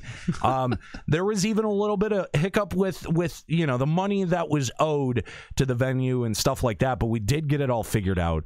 And one of the things that I kept telling myself was that for years, actual literal years, you guys out there as a part of the community and the fan base of LBR have supported us enough to be able to keep us financially afloat, to be able to do this. And that if I turn my nose up at a couple of $1,000, or if we said no, this is untenable and we can't do this, that it would really end up feeling like we had failed our audience at the end. And when Limit Break Radio ended the first time, I did feel like it was a disservice to the audience. The fact that we didn't try to do something grandiose and huge to celebrate the accomplishments that you guys have helped us achieve, and the stuff that you guys like, this wouldn't have been possible without the LBR audience and absolutely every last person that ever gave any amount of money or that ever came, that ever came into the chat room to argue with us, that ever called the show to, to talk with us. Like, all of that has been hugely important for us to be able to get where we are. And, I do want to thank you guys, because that has been, we can't do this in a vacuum. If there was only 300 people ever listening to the show, like, we would not have been able to do Final Encounter Cast. We would not have been able to do Checkpoint. And, it's, I think, especially going out on the party, I have absolutely no regrets. I feel as good as I could possibly feel about my time with Limit Break Radio. And, I don't regret a thing. Alex, man, thanks for the call. We appreciate it. Yeah, I got VIP, so I'll be seeing you guys later on this week. Excellent, man. We'll find us. Yeah, we'll see you out at the party, man. We got one more caller left to go, and then we're going to get out of here for our final studio show. Two more callers. Two more callers? Two more callers. Holy crap. I mean, I've got to go to dinner. Like, my parents are taking me out to dinner. All right. Let's go. So let's be quick about it. All right. Our next caller is Jeremy. I'm assuming that's how your name is said. No, server. What's going on, Jeremy? Hey, what's going on? Thanks for calling Limit Break Radio. Sorry, I just wanted to say congratulations. Y'all have kept me entertained over. I mean, I've only talked to y'all for about a year or so. Is this Jeremy age 96 from the chat? The very same one. Oh man! Wow. Nice. Yeah, so, I mean, I found Checkpoint about a month after E3 last year, and then eventually found Final Encounter Cast, and then I just figured for some reason I need more of y'all, and I found this show. Wow. He actually went backwards. That's awesome. I mean, I love that. That's phenomenal, man. So you've never actually played FF14 then? Never, but That's it's actually hilarious. funny. My brother came up to me like 2 weeks ago and was like, "Hey, did you know Final Fantasy has an MMO?" I was like, "Yeah, let's not go down that road." Very good. You have learned. No, that's phenomenal, man. We're really glad that you heard Checkpoint, which is, I would say, like a bit of a toned down version of us first, and liked that and wanted more. So, and that when you got here, Jux didn't scare you away. Yeah, no shit. I mean, if anything, it only got better as I got. Well, Jeremy, thank you so much for giving us a call here, and look forward to hanging out with you more through Checkpoint. Of course, I'm there for every show I can be. Excellent, man. Thank you so much. Appreciate it. All right, we got one more caller, and then it's done. And that's the end. That's the end. I'm kind of sad. It's the final countdown. Okay, all right, that can stop now. All right. Gay. Yeah, kind of. Yeah, kind of. Well, it's his penis, and he can do whatever he wants with it. Seriously, though, I do mean that about the audience giving us so many amazing opportunities out of Limit Break Radio, and just from listening to the show, just from being a part of the audience, even if you never gave or subbed or you whatever. You gave that download. Yeah, it's important. It is. Let's go to our final caller. It'll be final call. Down in history. The final one. Someone's going to make a Wikipedia page about this guy one day. Vodka Mutini, what's going on? Hey, guys. How's it going? Good. Thanks for calling Limit Break Radio. Thanks for having me. I know you guys want to get out of here, so I'll keep this really quick. And the fact that it's like nearly midnight where I am. But I just wanted to say congratulations for everything that's going on with Checkpoint. And thanks for the shows over the years. I joined... LBR as a podcast listener mainly back when you restarted for Final Fantasy XIV. Excellent. Yeah, being a podcast listener, I've had to try and stifle like proper, genuine laughing out in public on many occasions. It's much appreciated. So, man, that's probably the highest praise that you could give a podcaster. Like, I genuinely had to stifle laughter listening to your show. That's a big one. Yeah. So, thank you. That's very kind of you. Very, very kind of you. But yeah, Anyway, I won't keep you. Obviously, I know you want to get out of here, and it's as I say, it's kind of late here. So, but yeah, thanks for having me, and much appreciated. Vod Commutini, thank you so much for giving us a call to wrap up our callers here for the last in-studio episode of Limit Break Radio. That's it. That's it. It's the end. Nika, you're never gonna. Well, yeah, no, you'll probably never talk to us on Sunday again now. Womp womp. Well, don't worry. She usually watches Checkpoint whenever it's on. So No, she doesn't. She'll check you out. In I'll the chat. probably tune in every so often. Be I'll nice. tune in every day. Yeah. I mean, I plan on leaving the LBR host chat after the after party, so I ain't gotta worry about that anymore. What? Why would you do that? Oh, yeah. Man. I mean, if Escalia can do it, I can, right? Wait, he's not in the host chat anymore? He mutes it. He never looks at that. Okay. He doesn't I like don't think to he's anymore. looked at it in a year. No. Nope. Oh, God, you're such an asshole. Oh, man. Omega Waltall with the epic Neon Genesis Evangelion reference in the chat room. I love it. Man, I feel sad. I almost don't want this show to end. It's sad. See, I feel like I should feel something, but I don't. No. Like, I just want to go home. That's because you're a sociopath. Yeah. I feel something. No, I don't know if that's the right. You're some kind of moron, you know that? Yeah, no, I think that is. I think that's what it is. That's exactly what that is.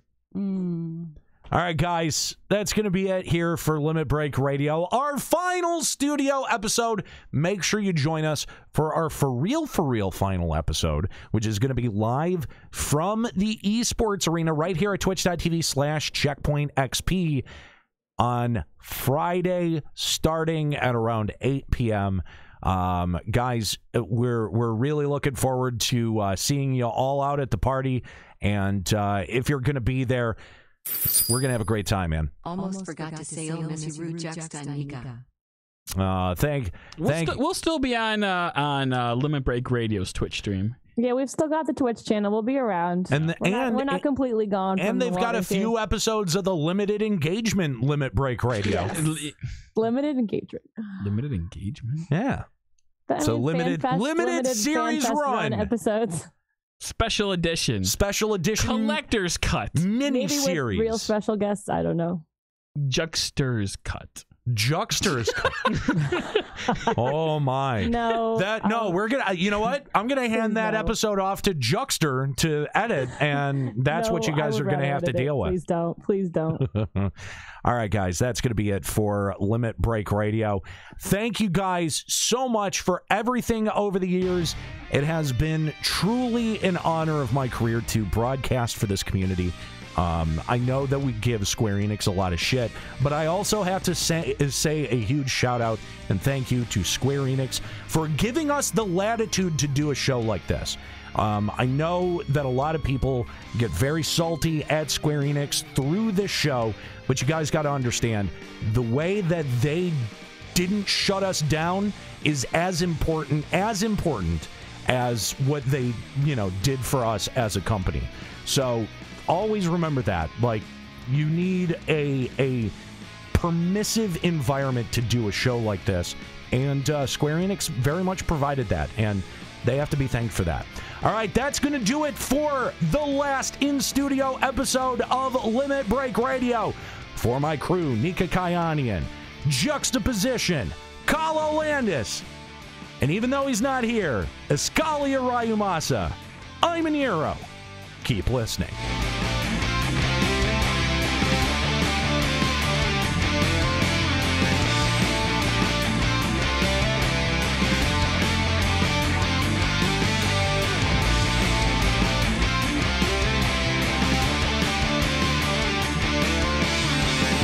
Limit Break Radio is a production of LimitBreakRadio.com and Bender Media Productions. This episode was produced by Kalo Landis, Juxtaposition, and Kooky Persona. Final Fantasy XIV and Eorzea are trademarks of Square-Enix. Funding for Limit Break Radio is provided by Miri Kennett, Nexian Theta, Hirsch Fersch, Telen Vieira, and fellow Limit Break Radio listeners. Opening music in this episode from Daniel Lambie.